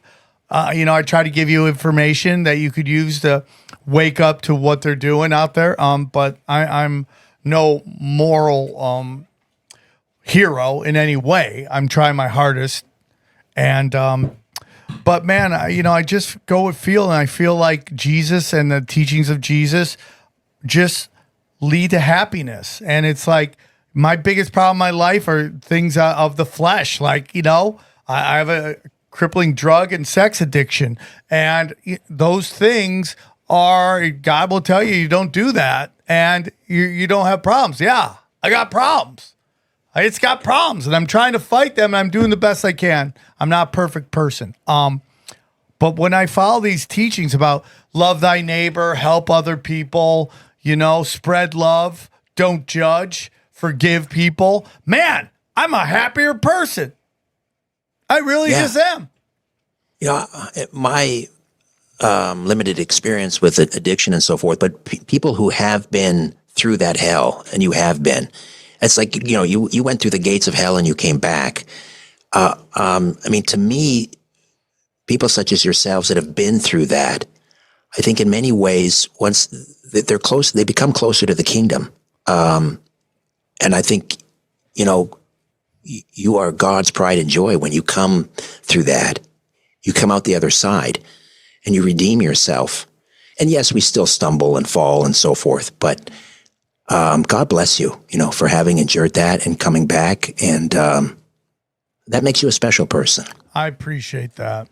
I do appreciate that. So, my whole thing is like, there's a lot of people out there that aren't the fans of Christianity. They're out there, and, they've been on the show, and they're always welcome back on the show. I mean, we allow everybody on the show. You can tell based on some of the guests we've had on. They're a little controversial, but that's the show. We have the dangerous conversations. But some of these people, they don't believe in Christianity, but they believe in NASA. So, I mean, it's really hard to take that serious. It's just hard. Well, the thing is, both can be right. Jesus can be real. Jesus is the Son of God. And yes, Christianity, the religion, can be controlling the institutions, whether we're talking about one church or another. Both things can be true at the same time. Christianity isn't about a religion. It's about a person, Jesus Christ. He was real. He lived. He died. He was resurrected. 100%. Yeah, I agree with you. So final thing, because I don't want to keep you all day. This has been a wonderful conversation. I've been saying this on stage lately. Release the Epstein files. Mm-hmm. Release the UFO files. We already know. All we want to know is, are we right or completely right? That's all we want to know. How right are we? We don't need you to tell us who's involved in JFK assassination. We know. We just want to know, how right were we? The UFOs. Is it okay? Maybe there's a little bit with UFOs. Is it angels, demons, from another planet, or U.S. government? I have my opinions. A little bit of angels, demons, a lot of bit of U.S. government. That's my opinion. We're on the same page. Yeah, we're exactly on the same page. We just want to know, are we right or are we totally right? That's all. You're not going to tell us anything that we're not going to be like, oh my God, my world is shattered. Nobody cares. Just, are we right or are we totally right? That's all we want to know. What are your thoughts? Well, I think of it. You should get Stephen Bassett on. Stephen Bassett, one of the top UFO disclosures. In fact, I think he ran for Congress, and this was his campaign, to get UFO disclosure. And he's really been behind the scenes pushing for congressional hearings and so forth. And he's brought a lot of interesting whistleblowers to the Washington Press Gallery, the press club there, and so forth. But Bassett thinks that we could see official disclosure, that is, the president of the United States acknowledging the existence of extraterrestrials within the next, say, 100 days. And he walks through all of the reasons, all of the signs pointing to this, including Don Jr. having, I think he had Luis Elizondo and some other UFO whistleblower on his podcast, and saying, that doesn't happen without Trump's knowledge, maybe even without Trump's sort of approval.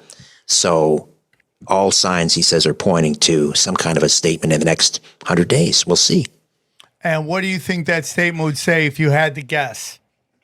I think he would probably say that we are experiencing incursions. We don't know what these things are. They're not ours. Some of them are not ours. They're not our adversaries. We don't know whether they're extraterrestrial or not. We can't say that definitively, but there's something going on. I think that would be sort of the starting off point, and then it's not going to all come tumbling out of his mouth all in one shot, but it's going to be kind of from that point on an official acknowledgement that yes, we are being visited by something. These are crafts. They're not ours. They're not China's. They're not Russia's. Then really the heavy digging, the heavy lifting starts. Then maybe we start to see serious hearings. I mean, listen, did anyone think 5 years ago we would have someone conducting a serious investigation about, the childhood vaccine schedule and its links to autism and so forth?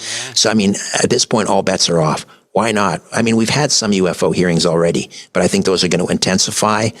And I think Trump is going to be serious in, demanding that certain agencies, maybe they've been off the books, no congressional oversight, even the president, doesn't have access. I think he's going to start rooting those out, and we're going to see some pretty amazing things maybe during this term. When Stephen Bassett says official disclosure, I don't think he's going to say, we're being visited by little green men from Mars or wherever. But it's going to be an acknowledgement that yes, what you're seeing in the sky is real. We're going to call them UFOs. They're not ours. They're not China's. What they are, well, that's where we begin now our journey. Let's figure out what they are and who they are and where they're from and what they want. I'm in.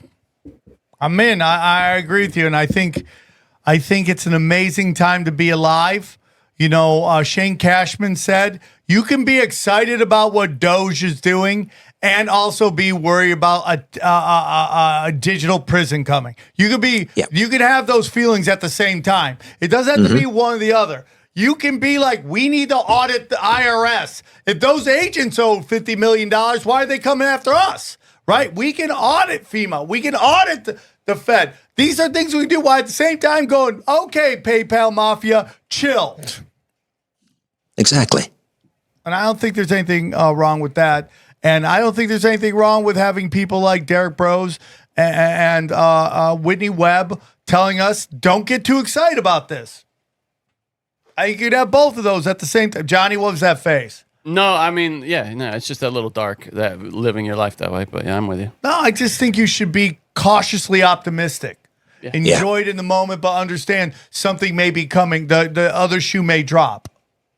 So I think that's important. Richard, I love talking to you. Anytime, door open to you. Anytime you want to come on. Can you tell our listeners one more time where they can find you? All right. The podcast Strange Planet drops 3 days a week, strangeplanet.ca. You can subscribe from the website or you can become a premium subscriber.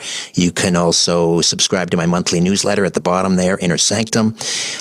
Coast to Coast AM coming up on March 1st, 7th, 8th, and 23rd. I'll be hosting, or guest hosting, I should say. The YouTube channel for Strange Planet is at Strange Planet Radio. The Richard Syrett Show, my daily sort of news, politics, culture war show on Saga 960 in Toronto. The website there is therichardsyrettshow.com. The podcast is available everywhere and on YouTube at Richard Syrett 64. Well, brother, I always enjoy talking to you. You're such a class act, and, you know, you got the right voice. Man, I could listen to that all day. I will check. I think I'm going to download the Coast to Coast app for my house and just make Dana listen to it all day. Just turn it on, make her listen to it, make my kids listen to it. I've been driving with my daughters, and we look up. I go, that's chemtrails. Say chemtrails. I go, the government does that. The government puts it out. She goes, what is a government? I go, the government is an entity that basically makes the laws of the land that control and tell us how we can live our life. And she goes, it sounds like a monster. I go, it is a monster. Thank you, Richard, for coming on. Always a pleasure. Links down below. Let's break down the episode. All right, let's get into it. This week, man, crazy week. A lot of auditing going on. A lot of people upset about the audits, which I don't get. Did you see that Doge Elon is at least flying a kite for this idea that every American could get a $5,000 check from the money they've. Which one would you rather have? Abolish the IRS or a $5,000 check? Oh God! I mean, that's not even a question, is it? Hey, I think it is. Some people would take the cash. Yeah, that's because they don't pay their taxes. Yeah, exactly. That's what that is. Abolish. Yeah, but the won't IRS you have to show you paid tax to get the $5,000, or is he just sending it out? And by the way, what I find hilarious is that when the Democrats want to send everybody check, I was like, oh, what the hell? Now, maybe because it's more money, people are like, hey, it's kind of interesting. Yeah, 5Gs is a lot of money. Yeah. 5Gs is a lot of money, more than $750. Yeah. What would you do with your 5G? Try to pay some chick to get married? Yeah, most likely. Hey, fix you my can knees. double up your $5,000. Just let me marry you. You know, come on. I find it interesting. I don't know why everyone's upset. I do not understand why would you not want government spending reined in? It's because they're spending on shit that they like, I assume. I mean, it's political, like everything. And a lot of people hate Elon. They just hate Elon, because of what he stands for, I guess. Did you see that 60 Minutes did a whole thing on USA Aid? And dude, this kid, Danny, dude, let me see if I can send you this, Johnny. He's so good at editing. Can I send you this? It's literally the funniest thing you'll ever see. How you could email would be better, but if you're going to text me, it'll take a little bit longer. Let me email. It's so funny. He's so good at editing, dude. I'm gonna have to text it to you. Let me send you. Hold on. No, don't email me because the email. I'm going to tell you where to send it. Then send it to this computer. Just copy Punch Drunk. Oh, hold on. I got. Use that one. Okay. Text it to that, please. And then here we go. I'm just gonna. Let me see if I can find it. Fuck. Airdrop. I'm gonna airdrop it to you, Johnny. I just text you. Lewis Mobile. Whose Mac is that? Oh, here we go. No, I just sent a text to you from that number if you want to send it there. No, that's my phone. I don't know what to tell I just sent you a text from Johnny. I can't get into it. You can't get into your Okay, text? this computer's old and retarded. Well, you only have it on your computer? Is that Yeah. Okay. And you can't get text there. I'm trying to send it to you. Okay. Here. Oh. It's like Chaos Studio Mac, I think. iMac. Something like that. Forget it. Don't even worry about it. It's not even worth it. Not even worth it. Did you tweet it or anything? Go to Danny Jokes on Twitter. He can't play audio, though. I can. Okay, go to Danny Jokes on Twitter and go down to you see where the 60 Minutes one is, and you can edit this guy. It is so funny, dude. This is so funny. I got it right here. Yeah, just play it. It's so good. He's gotten so good at this AI shit. I wish I had time to do this. It's really, it concerns me though, doesn't it? Concern you a little bit? No, Like because when it this makes is me laugh. but when this is going to be used for ill, Yeah. like this is going to be a real problem, bro. Yeah, here we This go. is gonna- Ready? I mean, Watch look, it's this, already guys. getting Can't stop community- watching. into Donald Trump's second term. And among the many controversial moves he has already made, maybe the most controversial is taking a bulldozer to USAID, cutting hundreds of positions at programs responsible for making the world a better place. We caught up with one former employee to get his side of things. What a bullshit People are artist. really scared right now. My job at USAID is spreading LGBTQIA plus causes in countries that otherwise wouldn't be receptive to them. And without USAID, this work could not be done. Under Walker, millions of dollars was distributed to many different causes, such as $7.9 million to teach Sri Lankan journalists how to avoid binary gendered language, $5.5 million for LGBT activism in Uganda, $1.5 million to promote LGBT advocacy in Jamaica, and many similar programs. The work that we're doing to advance LGBTQIA plus issues is very important. For example, we spent $1.5 million to promote LGBT activism in Jamaica. Now, many people know Jamaicans are some of the most homophobic people on earth. So what we did is we took that $1.5 million and split it 10 ways among 10 different Jamaican men, all for the hope that they will no longer be homophobic. And how did that work out for you? They said they'd think about it. I mean, it's probably a no, but that's a tough nut to crack. But here's the thing. Homophobia is ingrained in so many cultures all over the world, which is why we need these endless sums of money to promote this stuff. What is your response to people that say U.S. taxpayers shouldn't be funding stuff like this? Unless you try, you can't be successful. Nobody really wants to talk about any of USAID's wins. Take, for example, a program we had in the 90s to advance LGBTQIA plus issues in the country of Canada.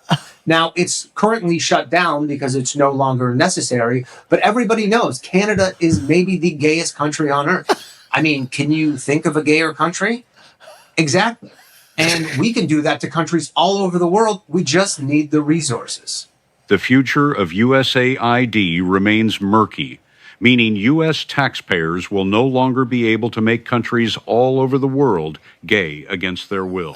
That means no drag stories for children in Afghanistan, or drag queens at all, for that matter. And the bureaucrats now out of work will have difficulty finding private sector jobs, making countries gay, as those are few and far between. What would you tell Elon Musk and Donald Trump if they're watching right now? Making the planet gay is vital to American interests, and it is in the best interest of every American that we gay up the entire planet. And the people at USAID have proudly served their country, no homo, and more importantly, they don't have any other skills to feed their families if this goes away.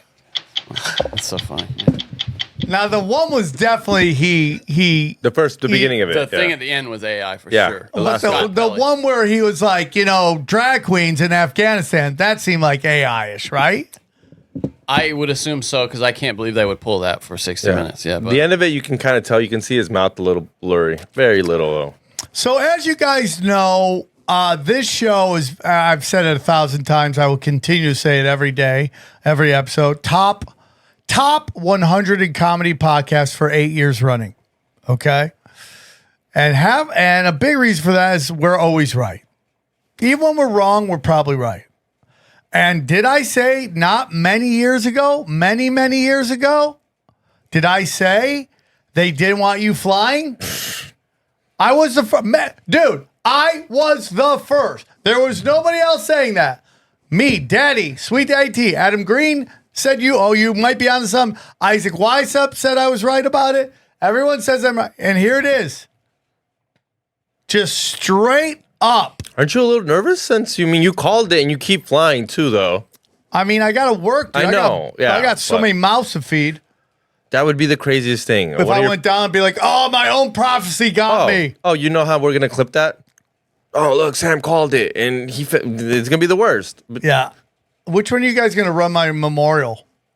We'll do it together. Oh, do you think Dana's gonna let us do anything? Oh yeah, she's gonna fund that for Well, sure. we'll have one we won't tell her about. For And then everybody people are else. like, dude, does it pay? Is this a comedy chaos? Dana's gonna try to book it fully. But dude, how does the plane land on it's weird, right? So the logic on that supposedly was that when it was landing, a gust of wind hit it and it flipped it. I mean, You know, super No. weird, dude. They're like, did you see it land? Yeah, like- did you see it land? yeah, like planes aren't used to wind in the air. You know, they're not cool with the wind. A little bit of wind and it flips them over. And dude, and then they made that video where they're like, where the girl, like the pilots are singing and stuff like that, and it just looks bad.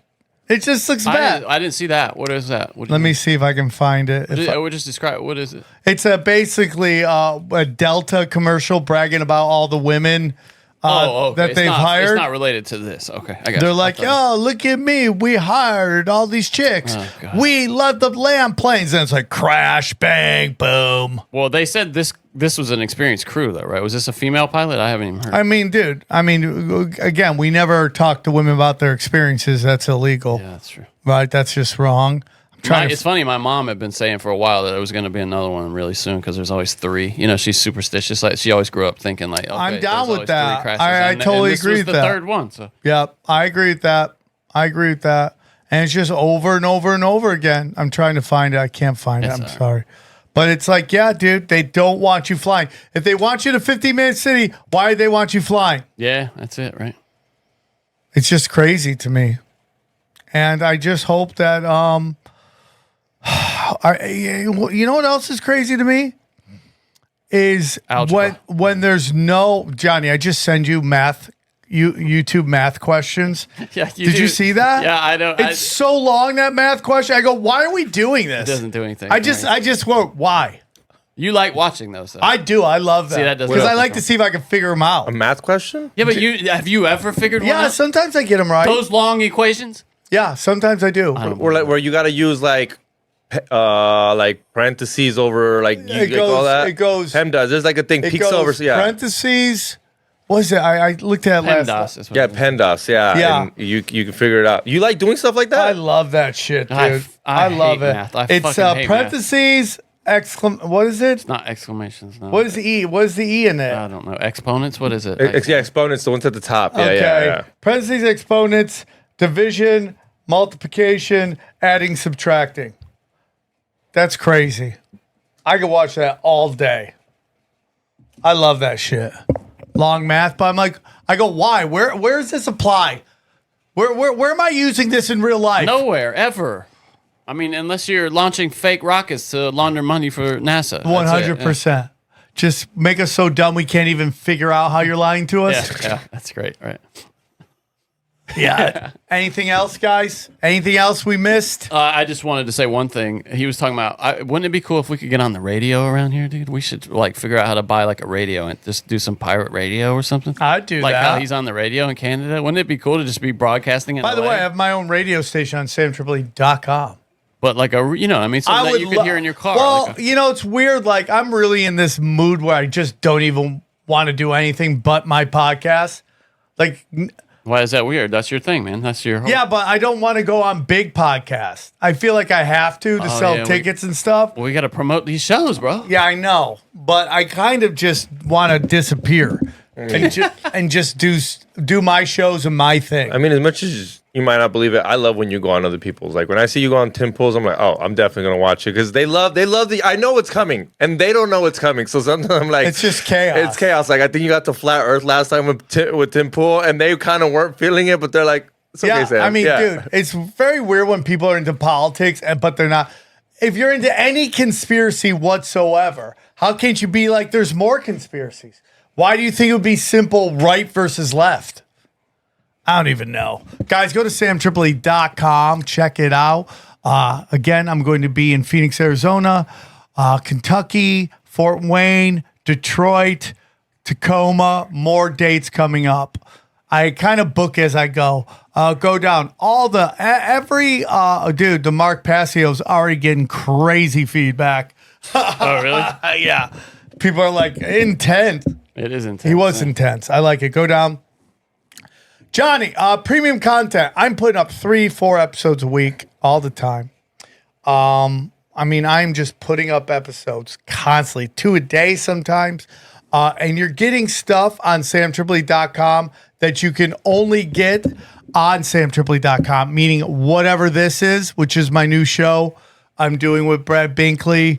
And you're doing another show? Well, it's just premium content, but I give them names, Johnny, so they know exactly what they're getting into. You never tell me. You always tell me you have no time to do anything, and then It's just more. It's more content, and you're the king of content, brother. I will give you credit for that. Austin Picard, we're doing that together, and then there's the Dangerous that you don't even see listed there.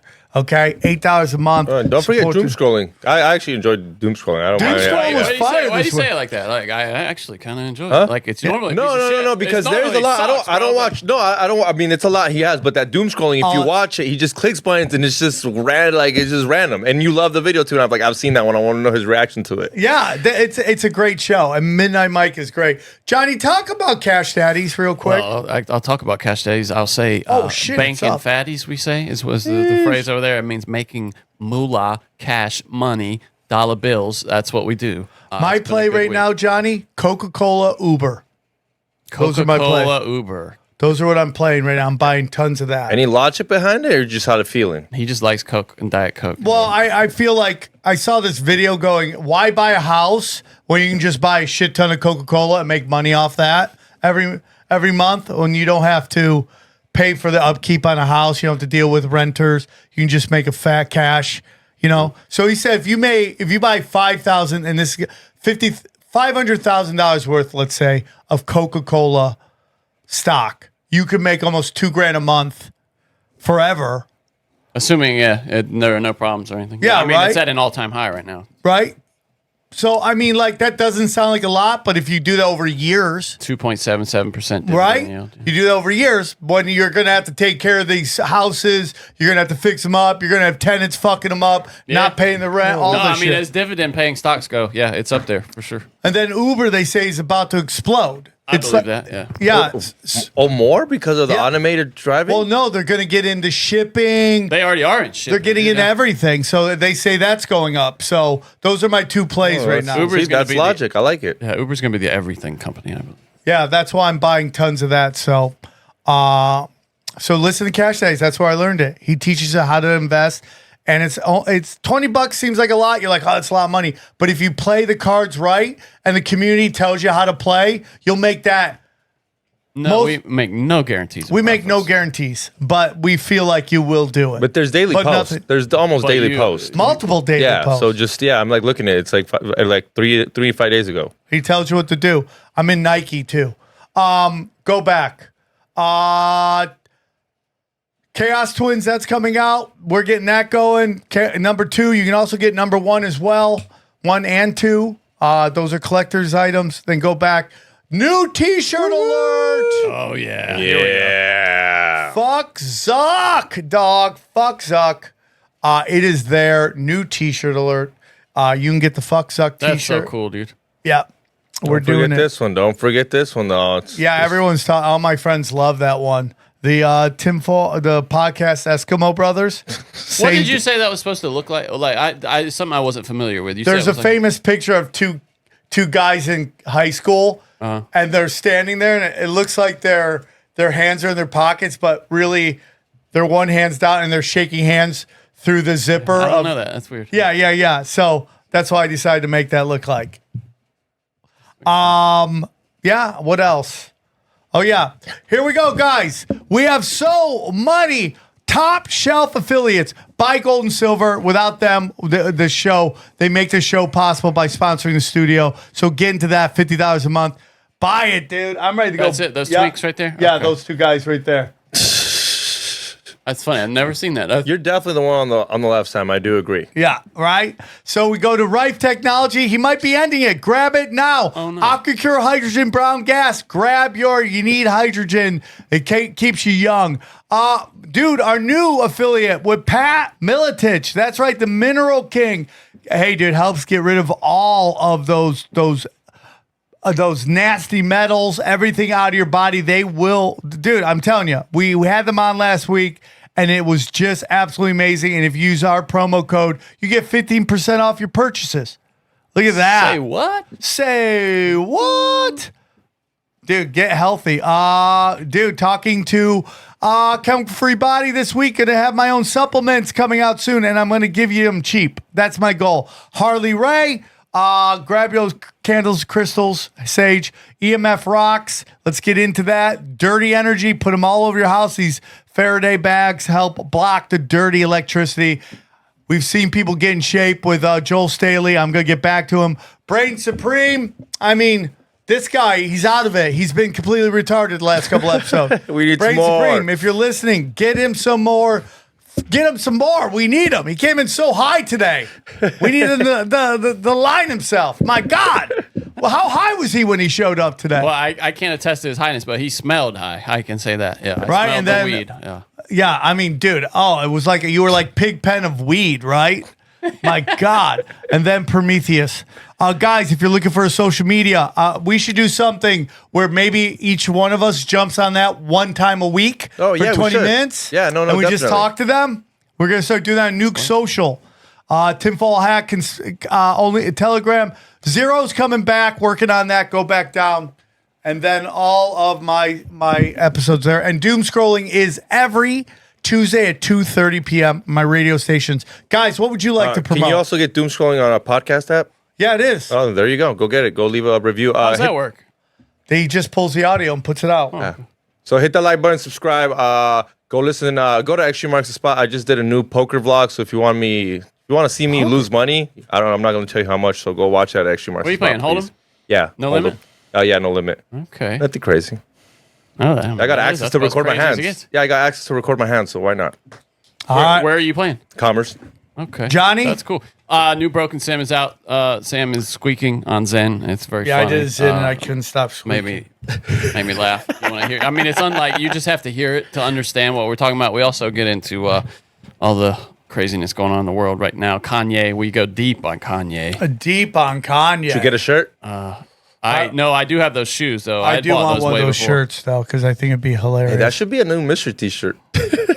I got new ones coming out. I'm trying to get somebody to make this shirt. No one seems to be able to do it. But that's about it, guys. Enjoy these highlights. Here's a clip from the latest Broken Sim. We haven't met in a while, but this was just such a funny moment that we'll just Dude, play it's briefly. so funny. So you had the Democrats showing up at the This Department is of the greatest Education. example of how we allow them to think they have power, right? This is the greatest example of this at all. Here we go. And you have basically the biggest collection of idiots from the Democratic Party show up at the Department of Education demanding to be let in. And this is what happens. Give it a tug there. That's all access. We're members of Congress. It's so performative, dude. It's so... We're such losers. They have the acting skills of those undercover cops from earlier. Watch this. We're members of Congress. We're members of Congress. We're coming in. Don't lock the door. We're coming in. Who are you? You're not coming in. Who are you? Who are you? Who are you? Who are you? Who are you, sir? Do you have business here? Yes. I've sent the assistant secretary a letter alerting her that we would be here today, and we've asked her for a meeting. This is so theater. Oh, yeah, of course. Yeah. It's so dumb. It is really that acting level of those undercover cops. And what do you do here? What do you do here? Security responsibility. Get out of the way. We pay for your Dude, Oh, Maxine Mount Maxine. is the biggest fraud, and the fact that people keep voting for her, which I don't even think they do. I can't believe it. Yeah. No, her and Wasserman. There's no way you keep winning. You are not the spokesman for the department. You are a security guard. Can you identify yourself? We are members of Congress. We'd like to enter the Department of Education. You don't have any identification. By the way, what's on his neck? It's a Band-Aid, I think. It's not good enough. We are not a threat to security. By the way, did you see what she said? You don't have any identification, and he pulled it out, and she goes, "That's not good enough." Immediately. What? It's so funny, dude. Oh, I wish I could get my cursor. This is an outrage. It just died. It's so funny because they keep doing these clips of like all the retarded shit in education right now that stems from that. People don't understand. There were times that we didn't have these. These things we were fine.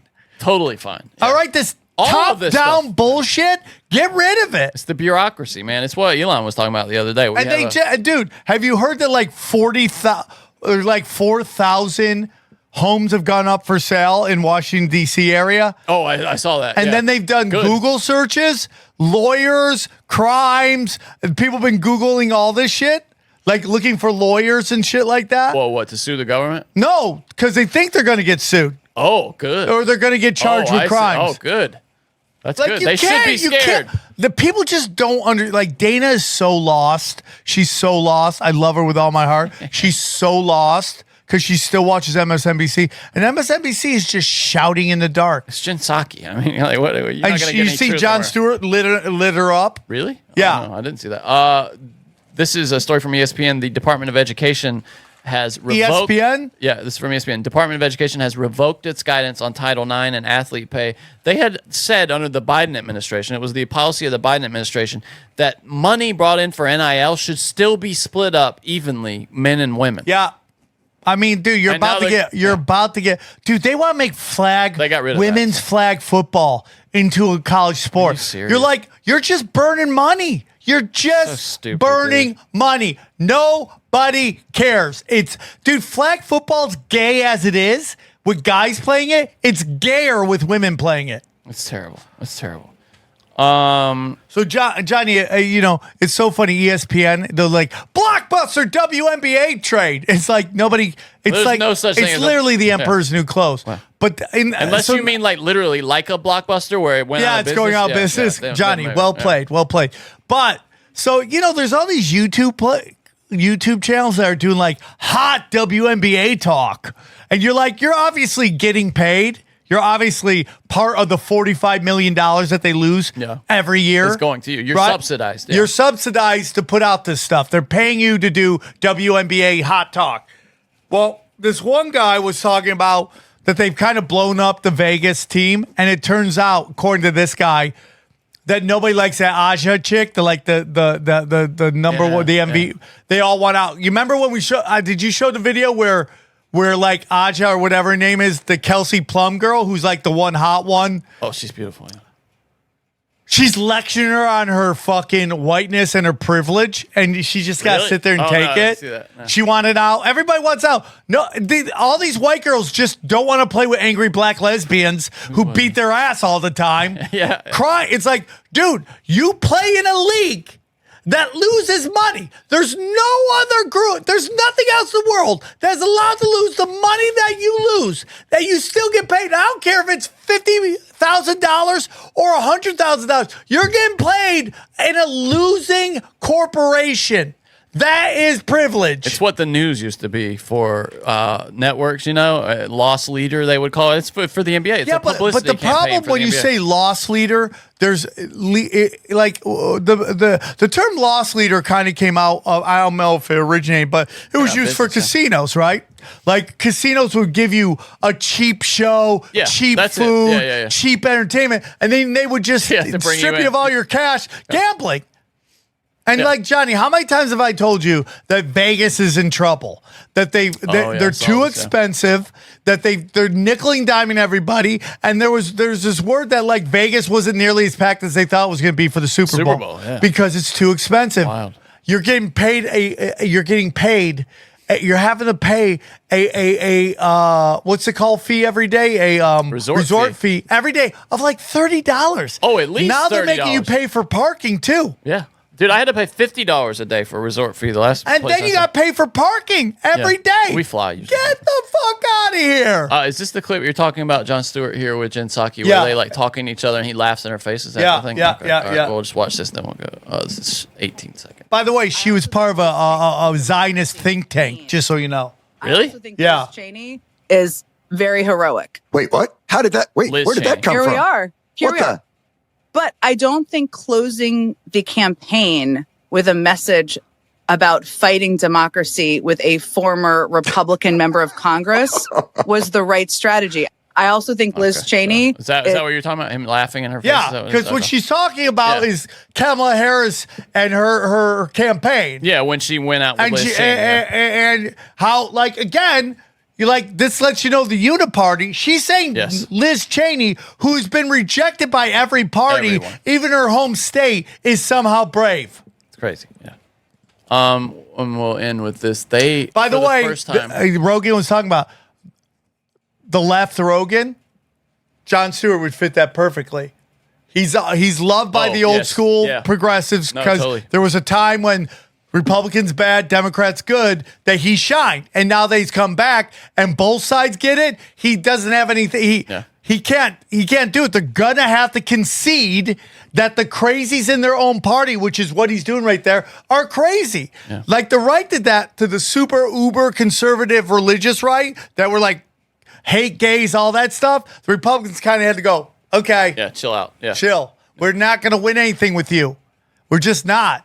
You can do you, but we're not going to be able to win the majority. It can't be in the Johnny, party do you remember platform, we yeah. talked about this years ago about how they were saying that Republicans will never win another election? A national, yeah, they said they became a regional party, a southern party. Right. Yeah. And then look what happened. Yeah, immediately it flipped. Yeah. And I say this all the time. Like, we talk about Pearl Harbor, we talk about 9/11, but I'm telling you, Hillary Clinton kneecapping Bernie Sanders. If you'd like to hear the rest of this episode, subscribe to Broken Simulation in your podcasting app or check us out at youtube.com/Sam Tripoli. We go deep, homeboy. Aaron, open your mind. Drink from the fountain of knowledge. There's lizard people everywhere. That's some interdimensional shit. Wake up, Aaron. This is only the beginning. Dude, you just blew my mind. Tinfoil hat.